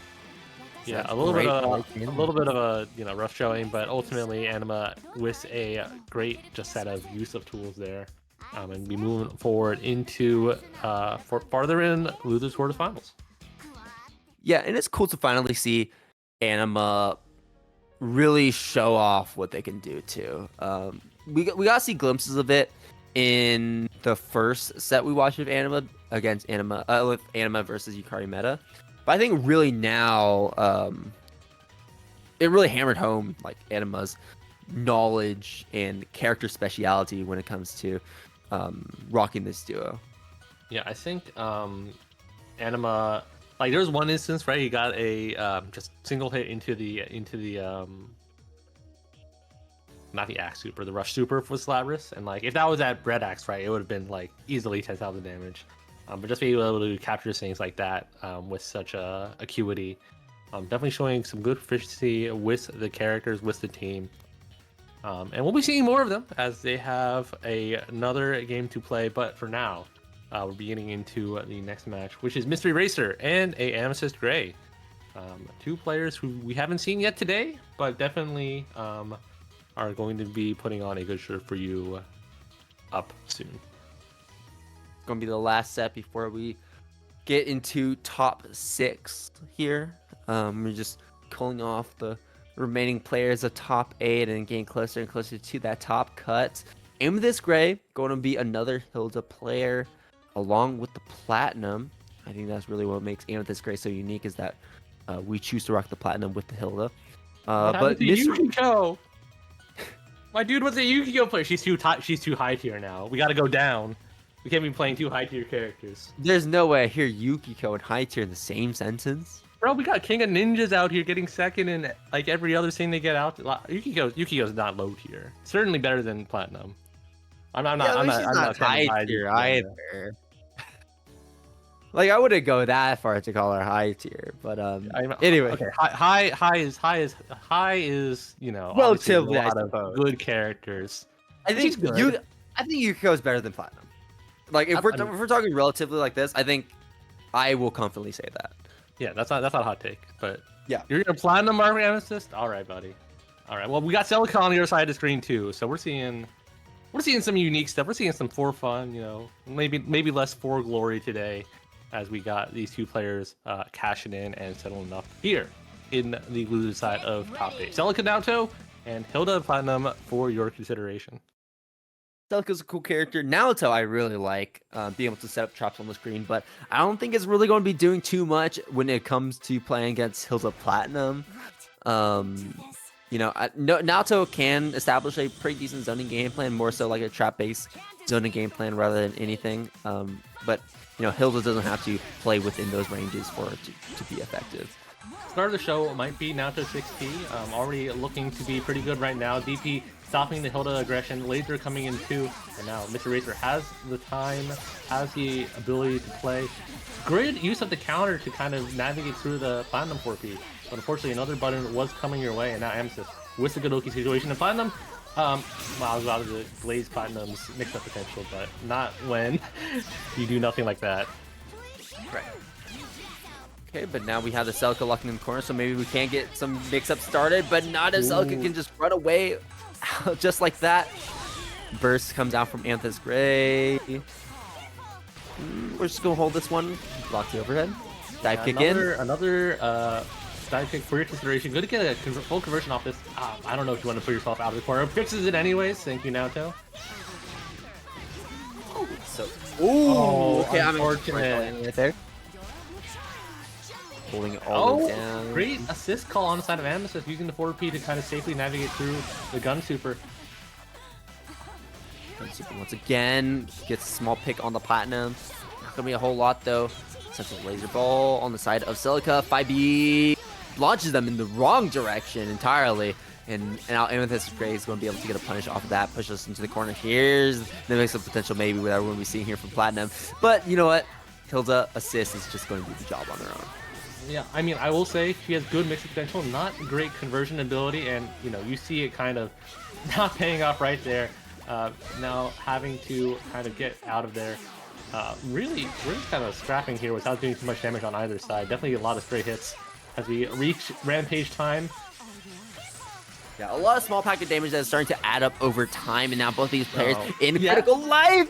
Oh, and that Hilda not going to die from that super just yet, but like I said, critical life, one touch away. Finds a throw on the Celica. Naoto trying to establish some cover fire, but unfortunately not active enough to actually score a hit on the Hilda after the throw. Resonance activation from Mystery Racer, and immediately the quick shot. Gun slinging from full screen, locks down the Amethyst Gray with the Hamon, and I think that's going to be it here with the instant kill. Yeah, very good on the side of Mystery Racer. Naoto, so all the zoners here have really cheap resonance stuff, right? Like, you know, you can kill Miragi Line for a billion chip. Hilda and New with their supers as well. Naoto has got the Hamon, which you can just chain again and again, and you build plenty of meter as you keep them in block stun after the initial cast. So definitely was just going to keep on doing it as long as they could, even if we got past the initial layers of mix up. So Mystery Racer taking that first game, putting more footage of Celica Naoto, shout out Kraken Atkins, out there into the world with a 1-0 lead. It's a cool duo. I don't know if the Celica is really pulling much weight here, outside of just being tricky with the movement. I say tricky lightly because it's doing plenty of weight. It's pulling a lot of weight. I'll say that's that. fair. That's fair. Yeah, no, you're right. The assists with Celica have been doing a lot of work. Right now, we're slowing it down. Amethyst is using a good kind of like mix of zoning, using the Platinum assist as well. Rolling pretty well with the Halos. Yeah, with the returning hitbox on Boomerang. You have to really respect it if you're Mystery Racer. Laser Super yet again, just scoring some more hits on Hilda as she tries to zone from full screen, trying to get some damage on the Platinum. Gunshot's going to be covering it, making sure we can get a punch on the reversal on the side of Mystery Racer, but no punch from Amethyst, as that does find a hit, and that's going to be finding a hit here with the Naoto Persona. Cover fire yet again as Amethyst tries to burst in, and Hilda's going to be taking a lot of damage, as we're going to probably go for... Yeah, we're not going to go for the double super just yet, just because the scaling was a little too much, so that combo would be enough to kill. But holding on to those resources to try and get a Hamon lockdown, sandwich pressure with the cross combo, burst from Platinum, and no way to bait that out on the side of Mystery Racer. All right, finally we're going to get a clean hit on the side on these players. Now Amethyst Gray with the potential to kind of do things, but really starting to run into the traps that Mystery Racer is putting out. Switching back to the Hilda, who's a little bit more proficient at navigating through it. You are a nut for pressing that Platinum assist, but you are so right, able to keep her safe and get a knockdown on Naoto, forcing out the resonance. Good blocks, good blocks. Oh, we try to get an anti-air shot, but Hilda going right over that with the dive kick. We don't have the resources to take out the Naruto just yet. Oh, in the little gap. Mystery Racer is going to take full advantage of it, popping the gunshot super. And now we're going to be sitting on even footing here. Amethyst Gray still has that resonance. Not going to pop it just yet. Going to pop it from full screen, though. As we wait for Mystery Racer to go for a committal option. But that Hamon is so active, like you were talking about. Yeah, no IK on the table, so no way to kill, I think, here. So one more chance, but Platinum, not the character with the neutral to really kind of make your way through this at ease. Has to spend a bar just on bomb, but you gotta get punished on the install and smoked immediately for that choice. Yeah, so Naruto being that trap-based zoner, I was saying earlier that, like, okay, yeah, that's not going to be as effective against Hilda because she can kind of play outside the ranges where the mines can be effective. But especially when you're playing against Platinum, you can kind of just set up that wall, and there's not a lot Platinum can do. She does have some long-reaching options, the boomerang being, you know, a pretty nice example, but a lot of times Platinum has to kind of be in there to be able to hit you with her little toy hammers to actually be able to do Platinum, substantial. Platinum great assist as a point rushdown, something to be desired. See if we're switching over to the Yuki kill. We're done, struggling our ways through, and now we'll see if Amethyst can get some of the really cheap stuff going. This team definitely has great routing to enable the fire level game plan. And as we kind of get things set up here, already at fire level 7, and Mr. Racer looking pretty low on life on the Celica. Yeah, while Yukiko is not traditionally a top tier character, once she's at, you know, level 8 flame like we're seeing right here, this is absolutely one of the strongest characters in the game at this point. Some of the highest damage in the game, and you're going to be seeing it pretty soon here. We can just do very small combos. She breathes on the opponent and just absolutely deletes her health. But even then, even with full fire levels, she does struggle a little bit with that mix-up game, trying to opening up the opponent. So that's where you need that Hilda to actually make that game plan a little more consistent. Yeah, Mr. Racer right now, I mean, the bomb is already set, right? Yukiko is fully powered up. If you're Mr. Racer, you just need a clean hit to start some sort of Oki going, but with the looming threat of any punish turning into something devastating, very luckily able to keep Celica alive. But a tall mountain to climb, and there she goes, called as an assist too aggressively, but actually, Mr. Racer has a good chance here. Gonna get a meaty, not going to pop the Hamon just yet, probably saving it for a situation like this. Yep, going to be keeping Yukiko locked down. Can you get a mix-up? Can you stop the menace before she gets more bar? Hamon yet again. Ooh, there we go. She absolutely wants to get this Yukiko out of the picture as quickly as possible. That's going to be the game plan here. You do not want her to be parading around this stage with 9 fire levels. Can't finish that combo there. It's a little too awkward. Mystery Racer still alive with the Naruto. Will this hit? Yes, it will. Yeah, that's going to be the this, right? It doesn't matter that Yukiko has a lot of recoverable life because you are marked. One straight super will spell the end for you, and it's just a matter of whether or not you can neutralize the situation. Right now, Mr. Racer, just gonna pop it, keep it meaty, knowing that Yukiko is at no HP, and just like that, comeback mounted Mr. Racer moving forward.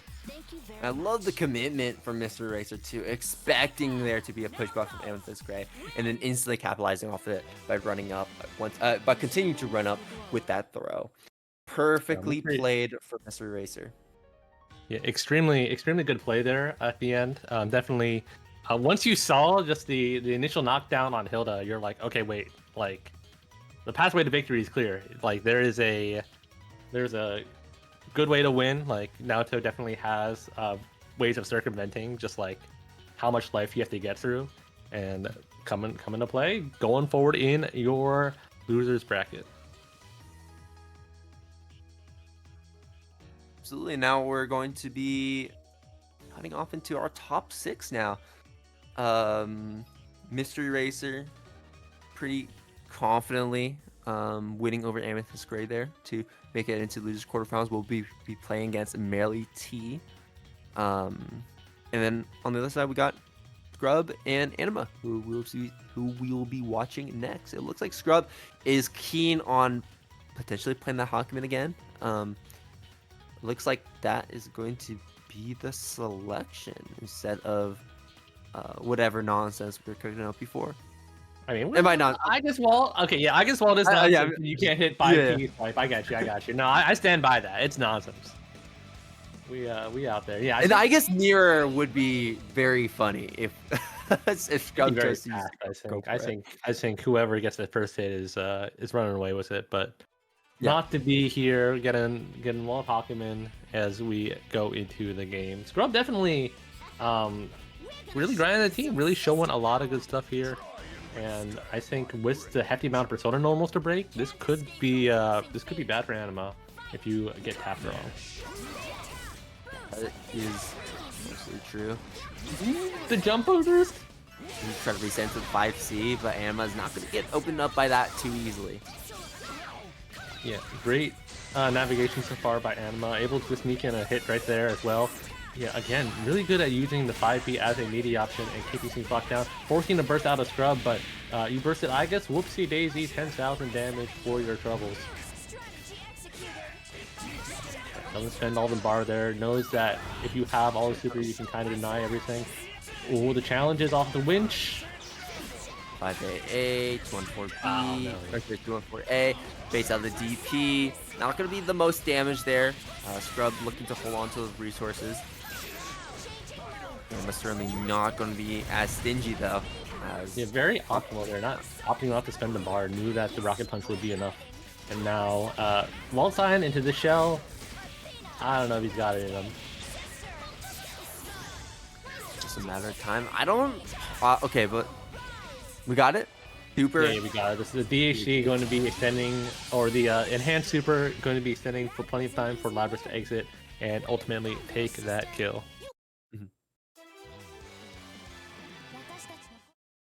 Okay, first game going to Anima.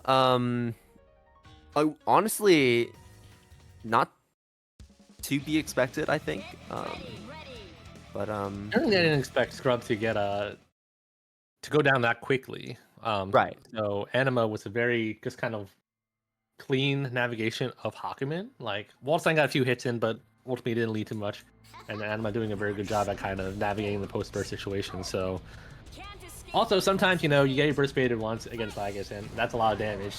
See if we avoid that fate as we go into the next game here. Already Scrub playing a little bit more aggressively, doing more swipe assists, but we're not respecting the Labras enough. Anima's putting to work with this character. Faye finds his mark. Oh no, we were not able to get the 5A connection there. Right, good use of the wall assist to bring it back down, stabilize things now. Labras in a position where she is not comfortable. Oh, the Yanagi 2 to call out the burst, and Scrub really starting to assert her dominance for this game. Yeah, I think that is an understatement too, as Anima is really going to have to claw back to try and get any semblance of advantage yet again. This wall scene needs to go right now if we want to make that happen. Yeah, already letting this character up. Cross combo comes out.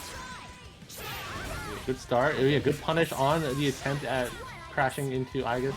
Again, the 5B definitely something that Scrub has not been able to find an answer on. Meaty falls down with the JA, trying to push an advantage and crushes the low with Igus. This is going to be a good bit of damage on the side of Anima.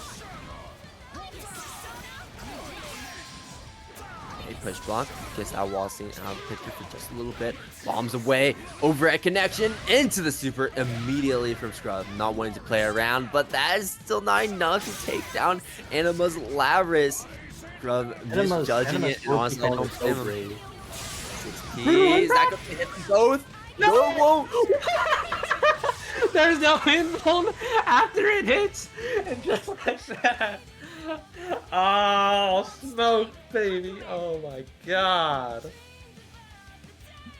What an insane strategy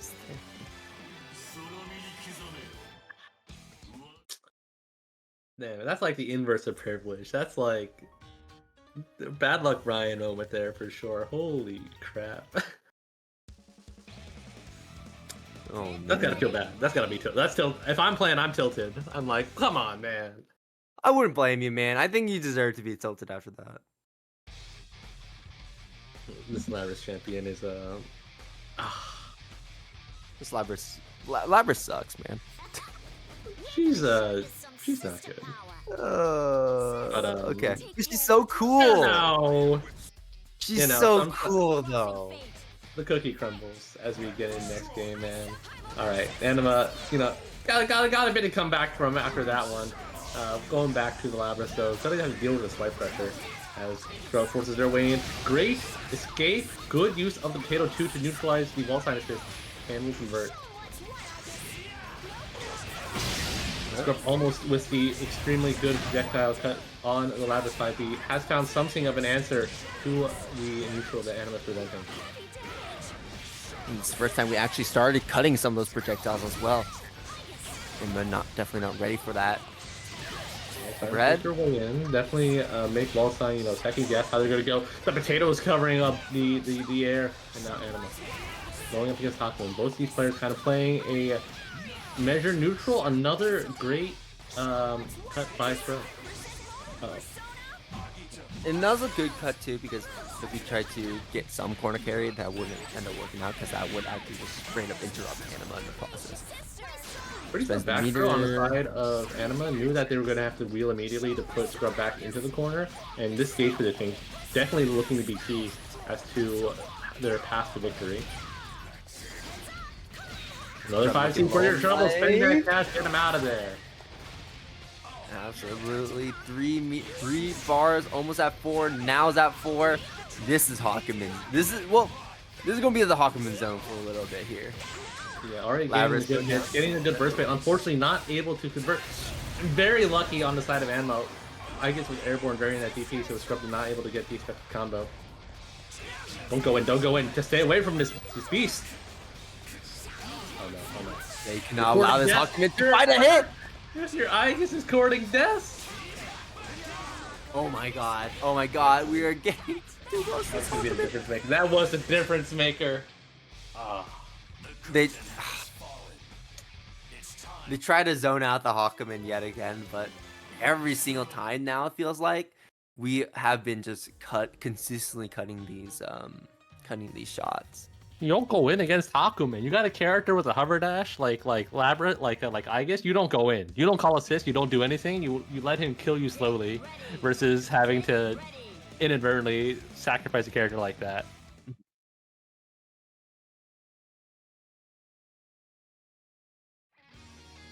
Right, Bumachunga. Oh, not Bumachunga. Sorry, I'm looking at the chat. I'm getting things crossed up. Scrub 2-1 lead going into the next game. Animal's gotta make some changes here.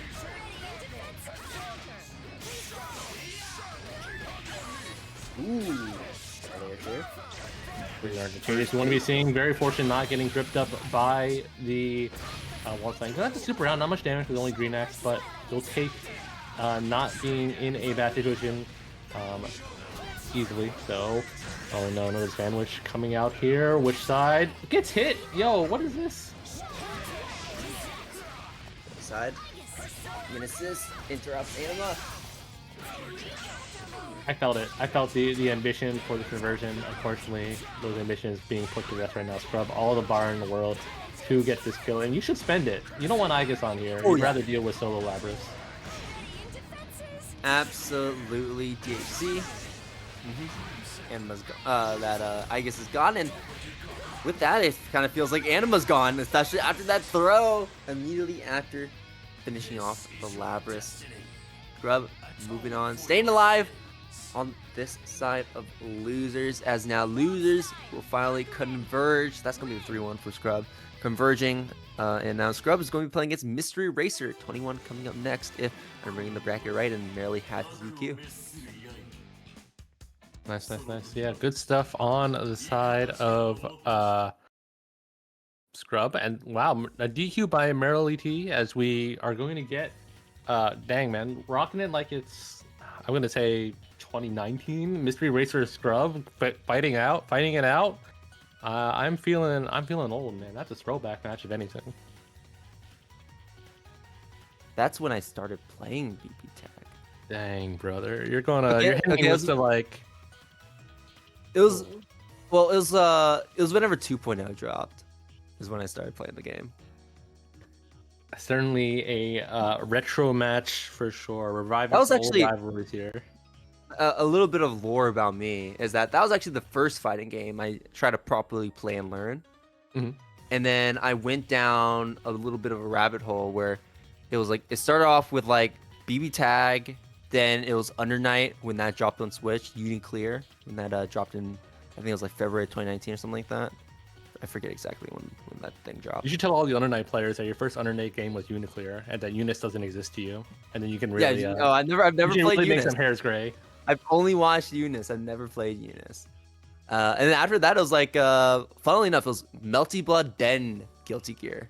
Xrd started off with Xrd, and then now I'm here, There you commentating games, having a good time, playing some fighting games, and watching BBTAG as it's sort of developed over all the years. I've, I guess not over all the, well, you know, I guess it's been a long time at this point. What, it's been 6 years at this point, half a decade. You know, more than Besides- 1 year is plural. You could say over the years. Over the years, yeah. Yeah. I'm just saying because like you probably have way more years, so. So Look, me saying I'm that not, is, I'm not that much in the dirt yet, right? We're still going there. We're still keeping it through. I've definitely okay. I've been playing tag for a bit. Definitely my goated fighting game, Since launch? and enjoy watching it here with you today, Salt Boy. When did you start playing? Was it launch? Bro, I played. My profile picture here. That was from winning the 4 months before release tournament. So Oh my I was at freaking Sakura-Con, and we were like going, "Hey, the BB tag game here, right?" And there are Marvel players going like, "Oh, you gotta call assists," and I'm like, "There's assists in this game. This game's sick." So, yeah, We love I've it. been playing this game a long time. It's a good game, great game, and good watching it here with all of y'all tonight. Yeah, absolutely. Unfortunately, that Merrily had to DQ. I was actually really looking forward to seeing Merrily play against Mr. Racer, but now we're just going to shortcut it straight to Deku playing against Sona-kun here on the winner's side, winners finals before we drop back down to losers. Yep, your top 4 champion out to be Sona-kun, E2 Deku, Scrub, and Racer right now. See who ends up on top, who ends up in the money for your glorious Maturino contribution. That's gonna make sure Mark Maturino to give a pop over there. E2 Deku fighting to claw his funds back. See if he ends up positive today. But I mean, E2 Deku's been playing really good. I have to say, like they've been playing like a nut, but they've been playing like a very, very, very like I'm always gonna be right kind of nut. So. See, I mean, to be fair, Yeah. doesn't he always play like that too? So it's like, Sometimes it's to a detriment. Today it's definitely been to a positive degree. So see how Sonic-kun I think is able to match that energy. Sonic-kun definitely very fluent at adapting between play styles. Right. But E2 Deku definitely forcing the reactions out today, and see if that ends up paying off. yeah, we will see as we get straight into winners finals. Y'all here for Wednesday night fights, Blaze Blue cross tag battle. Sona-kun with the heart and the ass as per usual, and Itadeku rocking the Team Ruby here with Yang and Ruby herself. We're starting off with Heart and Yang. Makes sense. Again. God. Oh no. Oh. I think I felt E2 Deku like rev up a 5B and then, press the button just a hair too late, and for their trouble, 5-digit damage on those. I'm the distraught monkey with the hands on his head right now. I'm like, no, not like this. Okay, E2 Deku starts to claw some sort of advantage back here as we do a good chunk to S and potentially a good chunk to Heart as well, as E2 Deku is not really taking a lot in the meantime. Oh no, wait, actually, Deku definitely said pedal to the metal there. Has semblance active, keeping things meaty, does not want to let Heart bust out, and oh my god, almost completely removed the DHC potential right away. Fortunately for Sonic-kun, able to get the first, and what a fast game, man. that is crazy how we almost equalized the health pool between the two players, and still that was a quick game. That was we were definitely going a mile per minute with that one. No blocking allowed as getting the next match, man. We're trying to speed run through. We gotta. Yeah, speaking of my heart is racing. Watching that went by in a flash. It's one of those blink and you miss it kind of deals. You just like look the other way, you look back at the screen, and suddenly the other player has both their characters almost dead. That's really how it felt like. Good block on the overhead there, but not going to be able to tech that throw, as Sodakun is going to be taking this damage from his combo. Not going to burst it, of course, because that's not going to be a lot. Instead, you might want to burst whatever weird reset we're trying to go for there. S somehow baiting the burst with the overhead slash, which is new one to me. Very fortunate, not going to be losing too much momentum here. And catching the very tail end of that jump in, Deku really starting to rev things up. Going to be getting another corner situation on Sonic-Kun. Deku is playing like it's always their turn. Alright, this is the fuzzy. Sonic-Kun stands up and blocked it anyways. Oh boy, that's a mistake.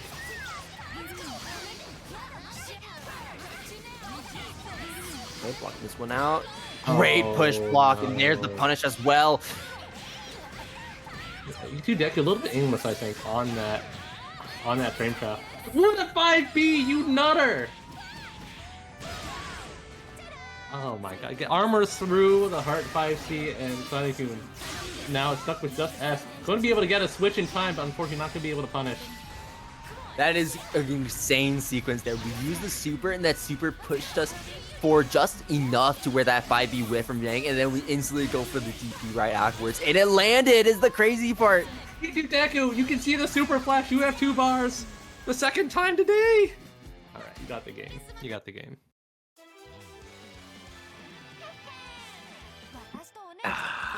Every time I see a screen flash and you can super in response to someone else's super, you gotta do it. You just gotta do it, people. Especially if you're playing Yang. I mean, like that just comes with the character. It's like having Lisa on the table. You can just win right here, but instead you play it out for another interaction. So, all right, 2 games going by in a blink of an eye. We are going to be at the winners finals before we can blink. Yeah, I'm like, were y'all excited to watch whatever we had there sitting over there in losers semis? Well, you're gonna be watching it pretty soon here because oh my god, we are chewing through these life totals. All right, Heart Ino going on a bit of a roller coaster ride right there. Deku somehow blocking through all of it and has Yang semblance on the table. This is gonna be a lot of damage to S, and Heart not really one with the tools to stop it. Deku really just feels compelled and able to swing at everything. The armor on the JB making Heart think twice about kind of trying to contest. So yeah, pushing down over Ruby, let Yang get some more HP, and how do we navigate this? Oh my god, the pickup. Breaks enough stop on this train. Hey, alright, next mix up. What's gonna be Yang? No, keeping meaty, goes empty low. Jump low. Oh boy, DP, yeah, even able to get even able to get the punish on the burst, and it's going to be a dead S down to just Heart. But I mean, if there's a character that's Sonic known for making comeback for, it is the Heart. One touch into Oki could spell your doom. Stays on the same side, somehow able to get that mix up. Deku is cooking right now, man. Camera mix up is what it was right there. Deku concealing the Ruby down below because we were so concealing the Yang down below because the Ruby was so high up doing whatever she was doing up there. And yeah, the 5P just instantly catching Sonic, not expecting it on the ground there. I think it's also like unconventional too, right? Usually you expect Ruby to teleport down, so you don't know like, hey, she could end up on one side or the other for the cross up. But opt to stay just all the way to the top left of the screen. And Sonic-Kun definitely, like, obviously you try to think about seeing cross up or not, right? But you can't even see Yang. And that turned into kind of what Deku needs to steer that game.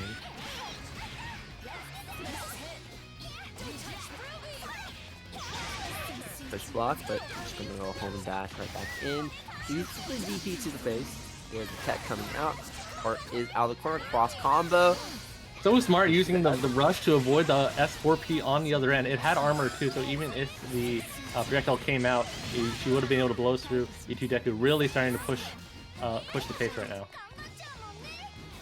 I say that as we go to some, slow down fireball zoning. It's okay. Definitely slowing down the pace of the game a lot more compared to the other games we've been seeing so far. That's going to play right into Sonic-kun's hand. Going to be able to kill Yang here, I think. He has 3,000 damage from DHC on the other end. And no semblance available this time for AP Deku. Going to have to make a low forward and come back with Ruby.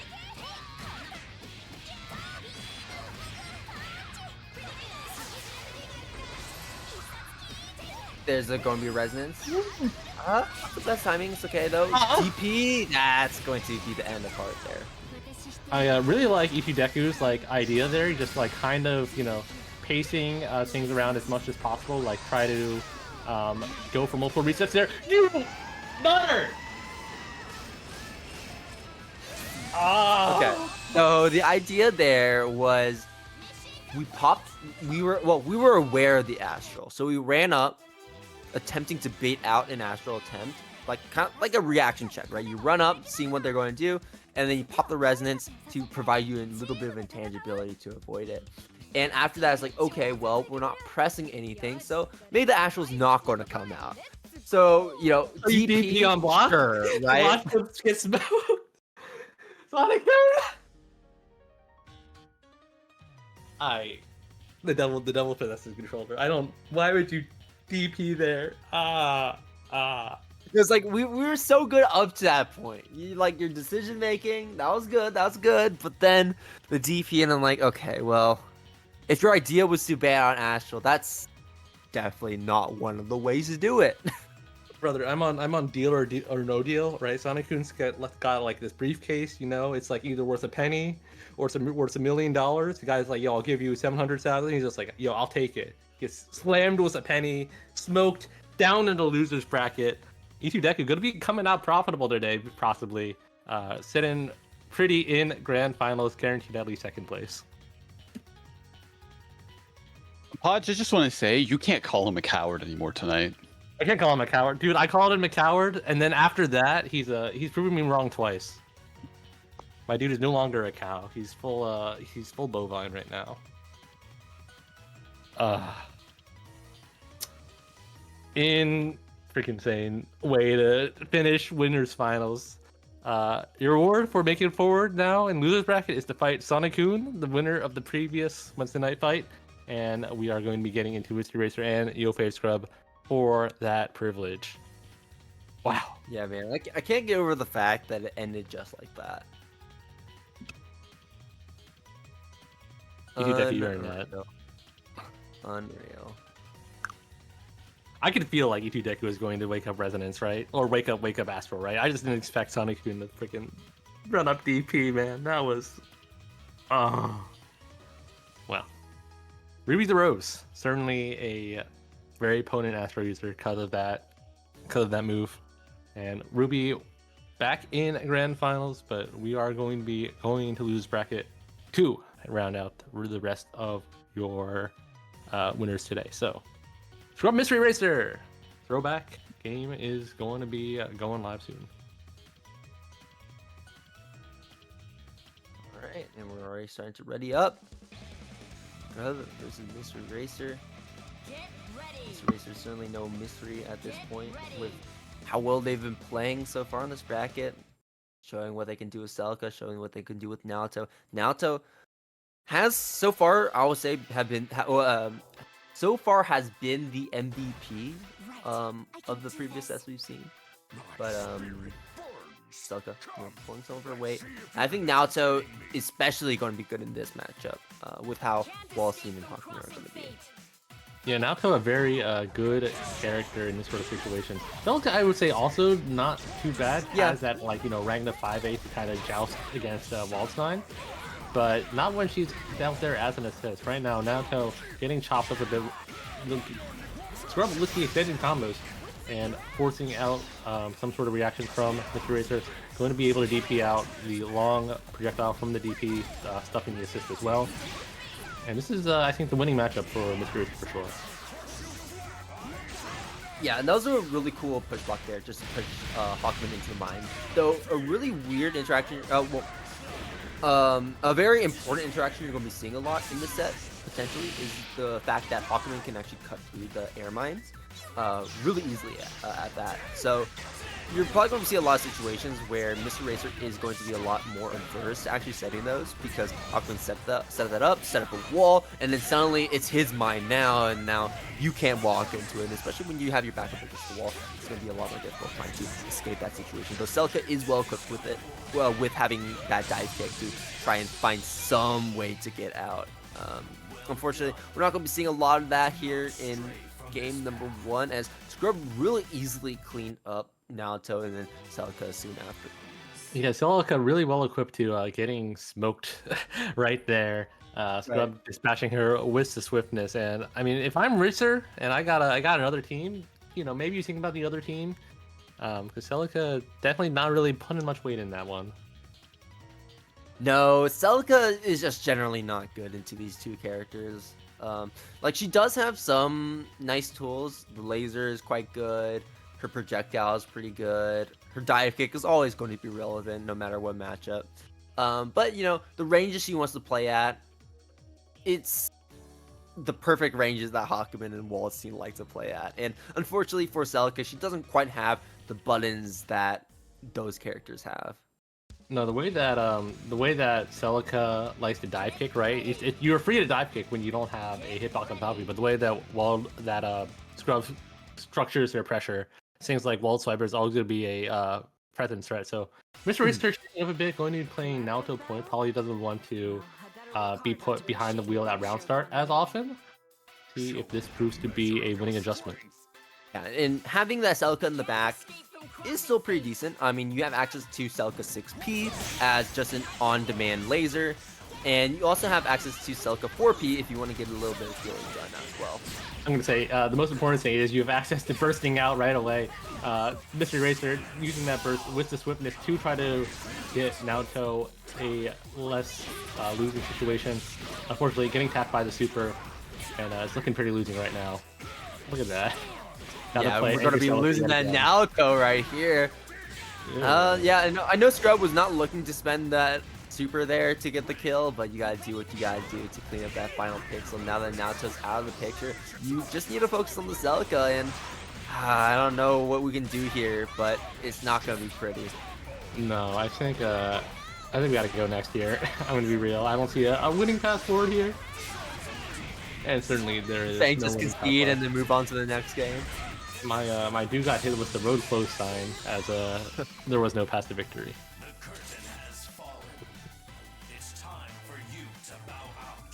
Unfortunately for Mr. Racer, this Celica is just not working out when this character is on her own, without that Hakumen to help support the character. She's just kind of fallen to the wayside. So, as well as Mr. Racer has been playing before, unfortunately, we're not able to quite see that here in Lunar Semis just yet, unless Mr. Racer decides to swap characters, which we will not. It looks like we're pretty set on these two characters being the ones that are going to be taking us to victory. But with that 2-0 lead that Scrubs has right now, and unfortunately Mr. Racer has been unable to actually look like we were able to get close to winning a game so far.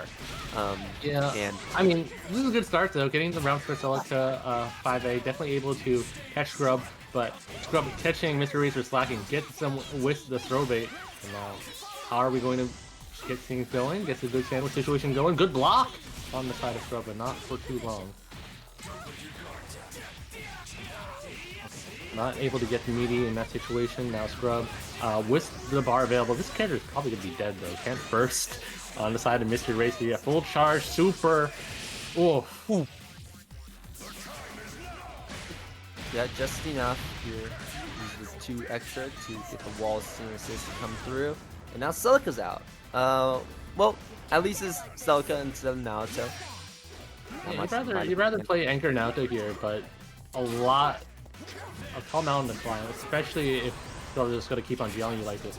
You're looking for a chance to bust out, start getting the, get the mark on there, try to cheat out an insta-kill.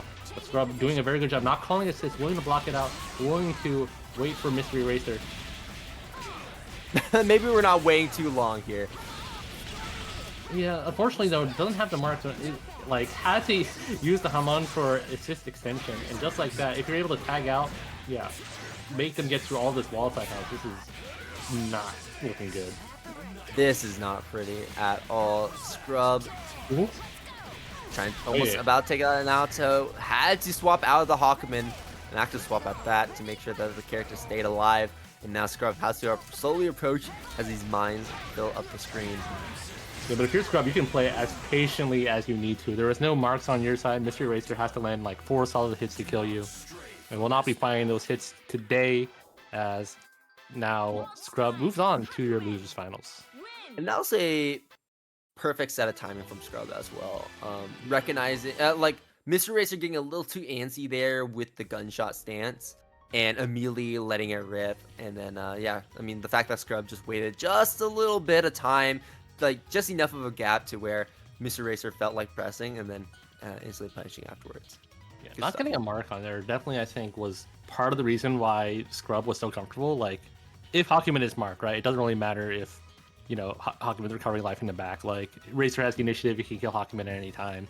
But because Mr. Racer still did not land that mark on the Hakumen, like, there was just way too much HP to get through, too many hits that you needed to land at that point. So, very good patient play on the side of Yo-Face Scrub. In your face, Scrub moving up even further as now we're breaking into that top 3, y'all. 2 more sets left to go. We got losers finals and finally grand finals of Ichideku sitting up there on the winner's side of it. Sonokun looking to get this run back, and so is Scrub here, because Scrub lost to Ichideku earlier on today, where it was a 3-2 Ichideku's favor over on winners semis, one of the first matches of top 8. Yeah, definitely. This is a probably earlier than expected matchup between these two, Scrub and Sonokun, here in losers finals instead of grands as in previous weeks. I'll be interested to see how this breaks down, because you know, both these players are going to be coming here to play for the chance at this $30 prize pot, which still has the opportunity to grow larger with your donation! Matcherino, hop yourself in there as we hop into the losers finals match for today. Sonokun against Yo-Face Scrub. Have these two haven't played yet. Yeah. No, they haven't played yet Yeah, today. they've been on Certainly- opposite sides of the bracket, but it kind of just feel that way because they have played so much before. You definitely, you know, you're not, no one. We aren't strangers to seeing these two up there in the upper echelons.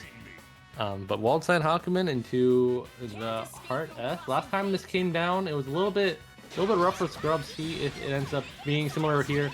Already with the good round start on the Heart 5A, able to land a solid hit.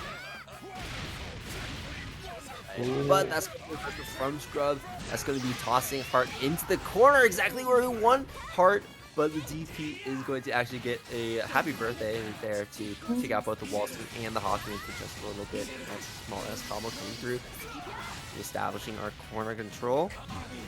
Both sides. Agido to the other side. Great block, by the way. Yeah, definitely very respectful of each other's pressure, both of these players. And Scrub, you know, cashing out a little bit earlier, definitely wants to keep that corner positioning. S now, you know, not really at threatening range. Misses the meaty though, and Sonokun able to start taking more advantage. Has 5 bars on the table, so next touch after this will spell their doom, but not able to land the solid Loki, and Scrub with another chance at life.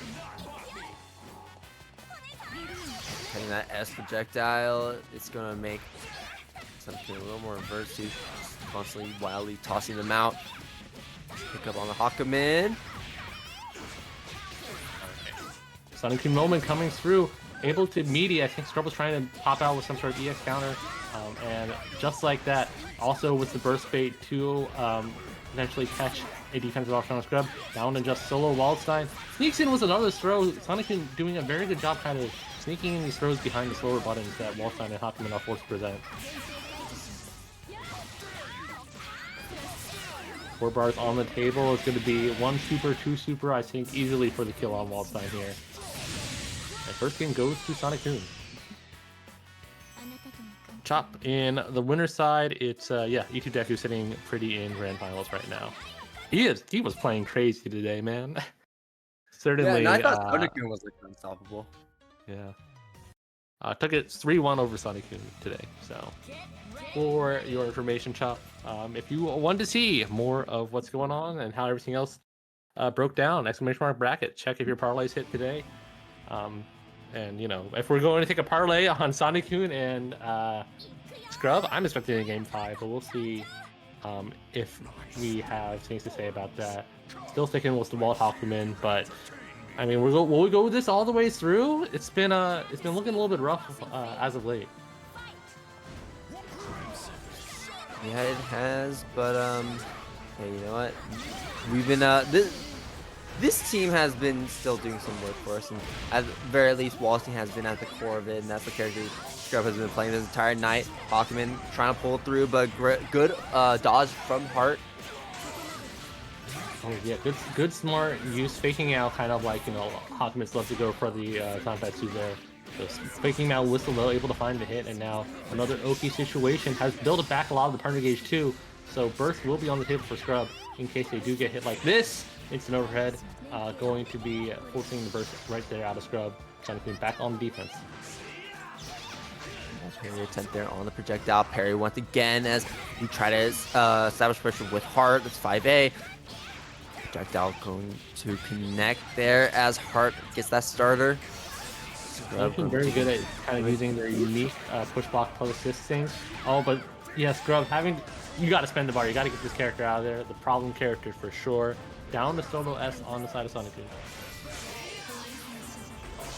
Yeah, there's always a solo S where it really starts to test Sonic-kun and our ability to get these comebacks. Unfortunately, I don't think we're going to be seeing that here. Wallstein, super, going through. Yeah, milk out all the resonance sounds, very important. Right. Now Sonic-kun doesn't really have too many bullets left in the chamber to load a lot of damage quickly. Yeah, I definitely think Sonic-kun wanted to see if they could get the punish on Hakumen there. Just try to make your way through all the HP, but nothing to be found there, and good punish on the side of Scrub. And, yeah, we should be even up. Maybe Yep, we'll see that game so 5. Far. That game looking pretty good for Scrub right there. Sonic-kun, I think historically, like over the last like probably 10 games, I think has like a 8-game-2 lead. I think dating back to last week. So let's see if we can reverse those fortunes right now. Tonight at least, Sonic-kun has we lost a single game. We lost Itideku here. So this is the second game that Sonic-kun just lost. But Itideku lost a little bit more than that, but you know, still here, still in the same position. Next game, going to start S point here. Probably, you know, if you want to play a little more passive, I think S definitely has those tools. You know, starting to air dash back, throw out the fireballs. But getting walked to the corner, Scrub looking for a DP. Sonic-kun definitely, you know, primed and ready for something like that, but able to get into Hart, able to start moving things around, but no, gets caught by the wall 4P. And we're training burst here right now on both sides. Oh no, up back desperately. Sonic-kun a little bit too off tempo with that DP attempt. Scrub with the punish. Now, bad situation looking up there for Sonic-kun. Man grab. Ooh, very smart jump on the side of Sonic-kun. Going to force the first hit on the side of Scrub. Ooh! Still able to punish. The recovery on that's crazy.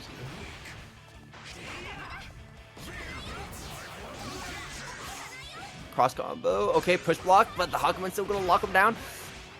Oh, okay, Hard, man. Getting through the wild 4P. Huge. So proficient with the back homing.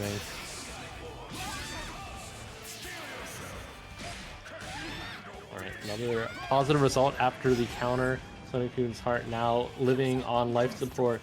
Probably looking to switch to S soon, and Scrub is definitely scouting out, not able to punch the hard tag. So, and now has to get through a lot of S pulse bar. Counter hit JV is going to be the start.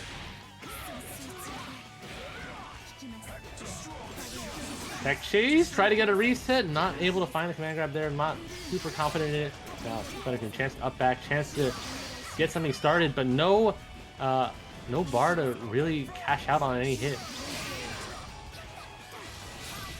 God, yeah. That was a really fun interaction there. The 6B actually, the sword hit, getting that little cut there on the projectile. I can't believe that we stole the kill on that. Scrub definitely was thinking that there's no way this heart combo kills, and getting punished dearly for it. Finds some Jordans to the face on the rising JA, and now what was a even situation turning into a dire one. Sonic, I think, not gonna have to be able to take with that combo. Still needs one more. But Scrub, no more resonance left to their name, and Bar, that is not super easy to use with Waldstein, is not gonna be able to use it this game as Sonic takes game 3. Yeah, and now Sonokun, yeah, with the game lead. Man, this is always just so back and back with these two players.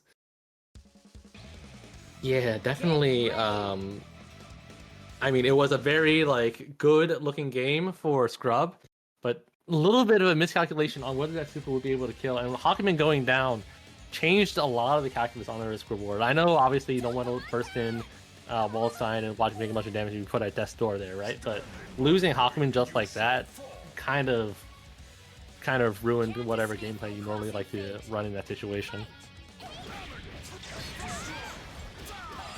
Netflix sees a little bit of a walk back, punishing the with 5A with a sweep of his own. Scrub now looking pretty good, going to be able to get a mix-up potentially on Heart. Dagger pressure for days. But how long can you keep blocking? Forces out the burst eventually. Now Scrub going to be able to run more of the Waldstein mix-up on S. High-low grab, chases them down, able to get the switch to the Hawkman, but not able to pick up the full combo. Accidentally backs off, getting the pickup with the 4P, but not able to switch it yet again. And so, Sonokun able to survive with both characters intact.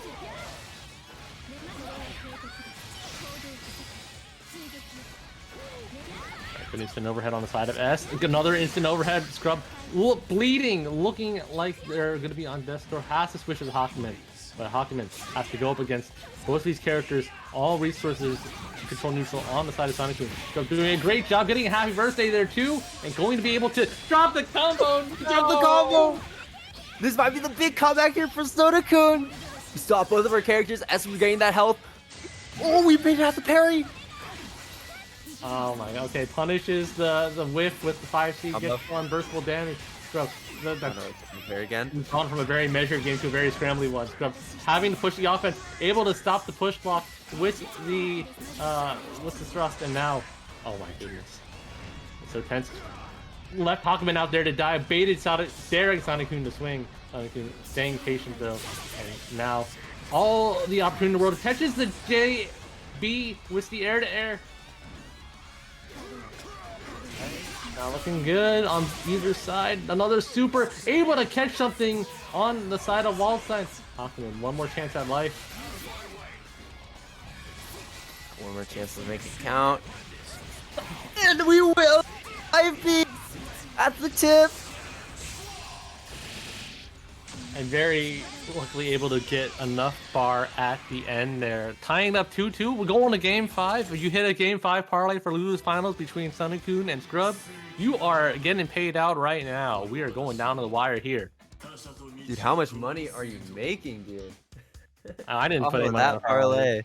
We gotta get an FGC parlay app going, is all I'm saying, man. You know, TNS, get on it. You sure you got a web dev somewhere over there? That might be a little too too much. The minute we do that, we start going. We start entering too much sin, too much violence, right? But certainly, we got to match the devilish energy going in here. Not grand finals, but game 5 for these two players, just to get second place potentially, is going down to the wire as we lock in right now to determine who exits losers bracket between Sonokun and UK Scrub.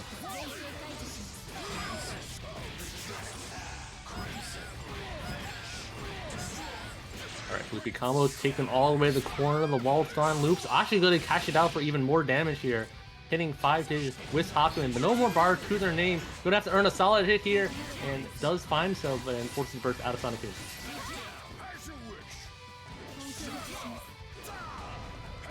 Hit the push block, getting the Waldstein out of the way.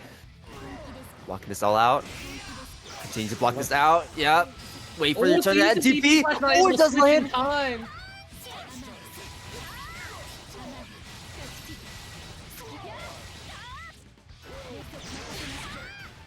getting in the corner. Oh no! That's really bad. Yeah, got switched to the corner thanks to the wall DP. Luckily able to hard tag to S, and luckily seeing Scrub drop another JV combo. Still working out beautifully for Scrub though. Do you have routing to kill here? No, not able to call wall sign to get a full charge. Sonic. Oh man. That's not looking good. That is going to be a good grip of damage on Heart. I don't think he'll be able to kill here. No, does build up the bar just in time. Doesn't enough. Defend it. Heart still alive. S still alive. Oh my god, final ropes. The blocks. The block. Oh, can't block the overhead. This Tsubaki coming through. Okay, the push block here pops the resonance. This is our time to try and make a comeback here. We're only at level 2 resonance, so we don't have a lot of recoverable life, and that's going to be the throw. Scrub beats out Sodakun, putting Sodakun at 3rd place and moving up to grand finals to play against Izuzeku yet again. Good showing by Scrub at the very end there. Definitely some very structured offense and good navigation. Yeah, it's just absolutely solid play in order to secure that losers finals victory. The reward going up against a completely different change of pace. E2Deku's been running at 1 speed the entire night, and no one's been able to catch up to them. It will be interesting to see if Scrub has the adaptations as we ready up grand finals for you.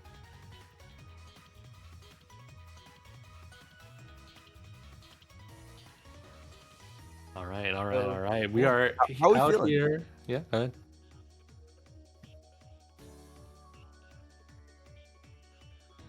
Yeah, how we feeling about this upcoming matchup we got here? I'm feeling excited, man. E2Deku's been playing at an insane pace. Definitely been something that's like everything they've done just like has kind of hit, and they're not taking no for an answer when they when they're starting their pressure. So it'll be interesting to see if Scrub has ways of adapting to that, right? I think last game he played Igus Wallstein for a little bit. Certainly lost the game to that comp. So I'd imagine it'll probably be Wallstein Hakumen the entire going just straight on through for the finals here, and we'll see if that ends up being a difference maker, right? Obviously Hakumen very has much better defensive options compared to Igus for these kinds of situations. See, no Igus here though. We got Yang, Ruby, we got Wallstein, Hakumen. We got grand finals here. E2Deku on the winner side, and Scrub here going to be on the loser side of the bracket. Yeah, there we go. So yeah, getting into it, definitely going to be fireworks all around. E2Deku, I think, it's been very good at hitting these first layer mix-ups, and just right there, even starting to get something going. But one thing that I think we will see now that Hakumen is on the table is that you are able to convert from those fights. But E2Deku, safe jabs in my BBTAG, more real than you think. Fading out the DP, and now wall side on the back foot. Empty jump low, hitting with all of these mix-ups at 14 early burst out of Scrub. And Scrub work out the neutral. Great anti-air on the teleport.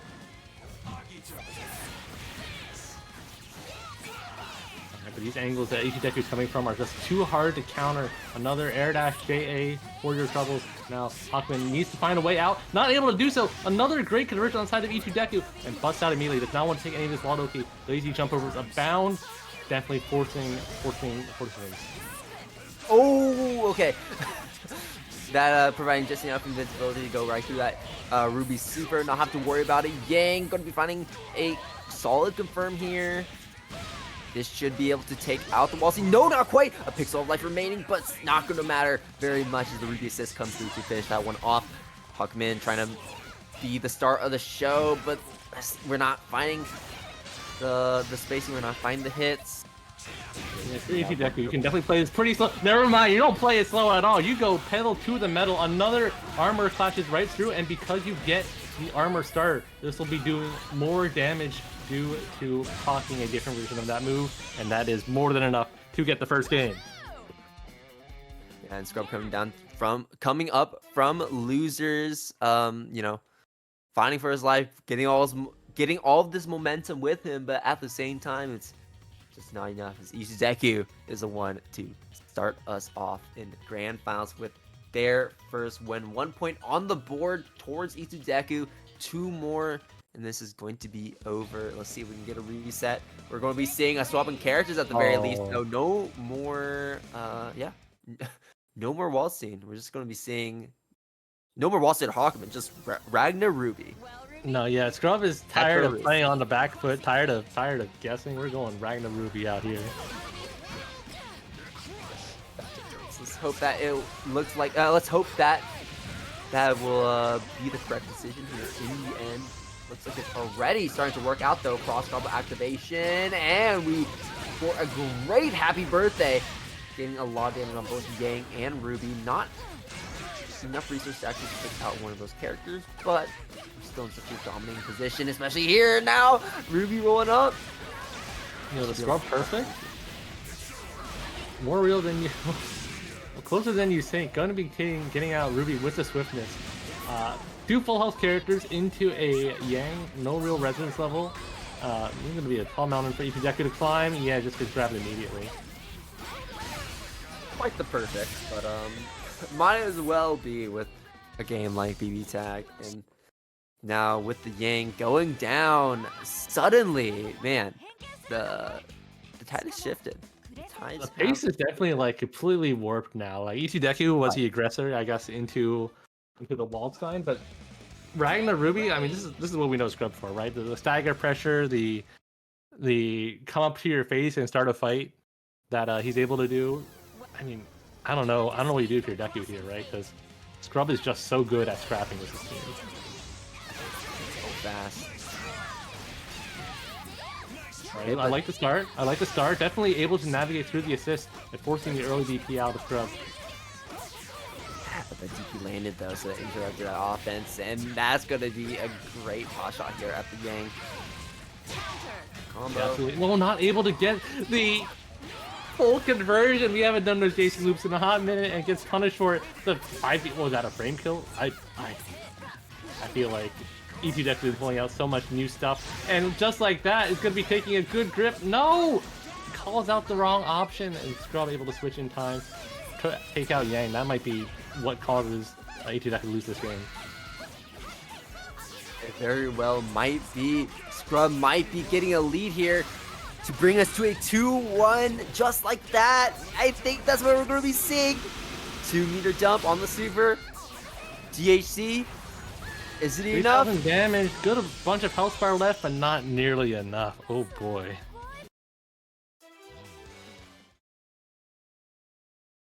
That was so quick. I mean, this is violence. This is violence for sure. The moment he swapped off of the Wallstein and Hakami, he suddenly started winning. Scrub can play. The crazy thing is, I just want to say, whenever I ping them to get ready and like prepare, I told them I want to see violence this set, and Scrub is obliging right now. Truly a Ruby on Ruby violence right now. Scrub definitely doing a great job dealing with 5B coming through. No, knows that Scrub was going to be ready with the 2A, and we're just kind of fighting full screen. Assist flying both ways. Itudeku coming out the better for this one, but I mean, the difference here has been like Scrub has been so much more devastating on these court situations. Itudeku starting to get something settled, but unfortunately has to eat the burst. Scrub coming with the air, proving to be the superior Ruby at the moment. Running in.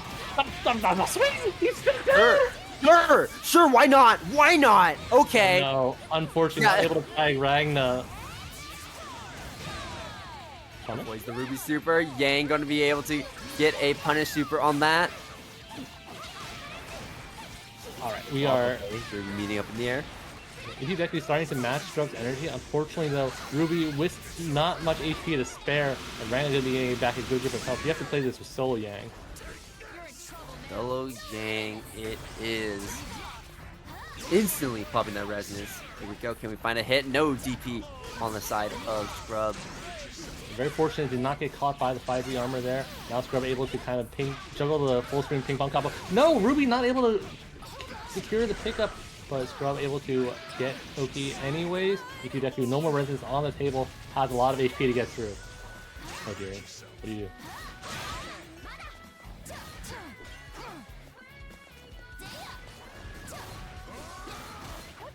really rough, I think, if you're E2 Deku. Like there's a lot of surrendering lows on both these characters, a lot of anti-airs in your future, and Scrub with the swiftness going to be resetting the grand finals just like that.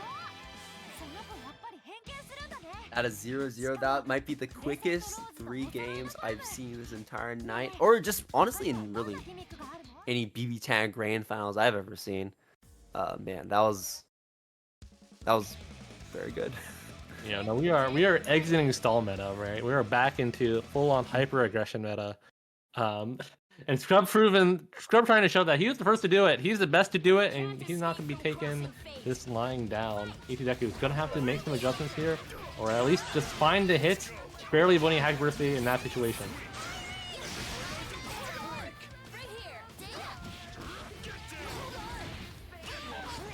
They're getting caught low. Now Scrub has a momentum once again. Ragna in the corner. What will he do? Left, right. Here comes the Ruby 5P. The micro walk up just to kind of make sure, but unfortunately, Semba's coming out here. Going to be super right away. Yeah, E2 Deku this time going for the super. Wants to catch both no matter what. Does not want to get a DP baited.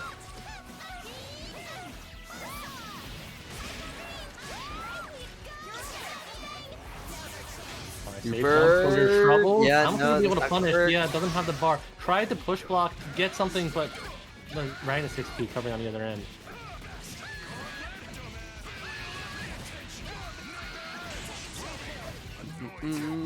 Oh no. Yeah, picks up after the burst.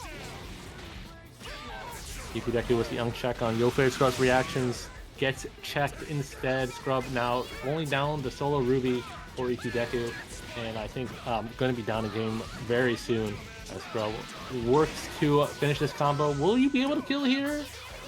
How many loops? No! Misses the 5B. One more chance. Oh no, chances are over. Yeah, Scrub showing he knows how to do it, knows how to push block the Ruby Super to get a grounded punish. Whiffs 4A for good measure, taking 1 game up in the Grand Finals reset. If I swear to God, if this is just 6 games in a row because we just swapped to Ragnar Ruby, I'm gonna be mad. I mean, that's what Scrub does, man. Scrub is definitely like, I think when he doesn't play Ragnar Ruby, he feels like it's a matchup thing. Like there are characters who are able to like kind of stall out or get out of the situations. But right now, like, you know, Yang Ruby is as known of a set of parameters as any, and definitely proven it right now that Scrub knows how to deal with this kind of pressure and this kind of neutral.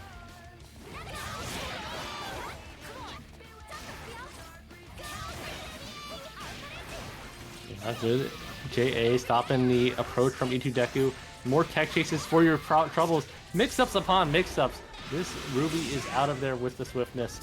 Yang once again has to push this boulder up the hill. And I don't think we're going to be seeing that boulder even moving an inch here. Yeah, no, Yeah, that's... I think you're going to be seeing 6 games straight from Scrub, man. This is what it's looking like. Well, that's 2 games already after the reset. The fact that we've seen 5 games fly by just like that in what would really just be a normal set in any other circumstance is quite absurd. No, yeah, Scrub is, I mean, if you're going to play this style of game, Scrub is the best to do it. And it's, I mean, E2 Deku was using this energy the entire day up to this point, and now it's getting hit on the flip side. So a lot of adaptations to be made, but I don't know if we're gonna get it in time. It has to win 3 games straight to get back into the winning position. Well, we'll see if we can make something happen. What's this round start going to be? Cross combo activation immediately, and instantly the Yang is locked down. Tends to spend the burst. We see an attempt to bait out that burst, but it's not going to work out. Still though, it's looking rough because, like, you know, despite all of it, E2 Deku is still on that back foot, even though we're pretty similar in the resource advantage. And now definitely not in the situational advantage because now E2 Deku is in the corner. Oh, and we got the combo there. I think you're definitely just, you know, Scrub is gonna punish, and you know you have to eat this no matter what. So, okay, gambles and ends up working out. Has another chance at life.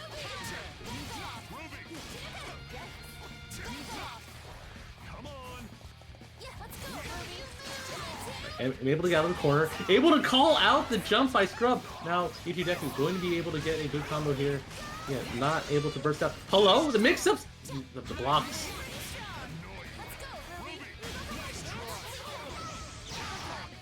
Can you escape? Can you escape? Hey, Bugs. Oh no! Super. A little bit too patient at the end, just a little bit too greedy for a call out, and just like that, I think Yang still has a chance. Yang's still alive. Yang's still alive. I burn is activated. Oh, never mind. You see the Rang the 4P, you see him in the air, you know, you think, oh, maybe an overhead is coming. Not to be there. E2 Deku had one more chance at life, but Scrub going to be putting those chances to rest. No, doesn't get the pickup. One more. Oh, hold on. Oh, no. And the dream is dead. Yo-Face Scrub can just auto-combo that if he wants to. That's going to be the end of Wednesday Night Fights number 35 here for Blaze Blue Cross Tag Battle. Hopefully y'all enjoyed the show. Scrub, just way too good. Just way too good. Scrub, the best 5A presser I've ever seen. Pressed it to victory right there to close out the game. Had E2 Deku completely off rhythm, as you know, they're typically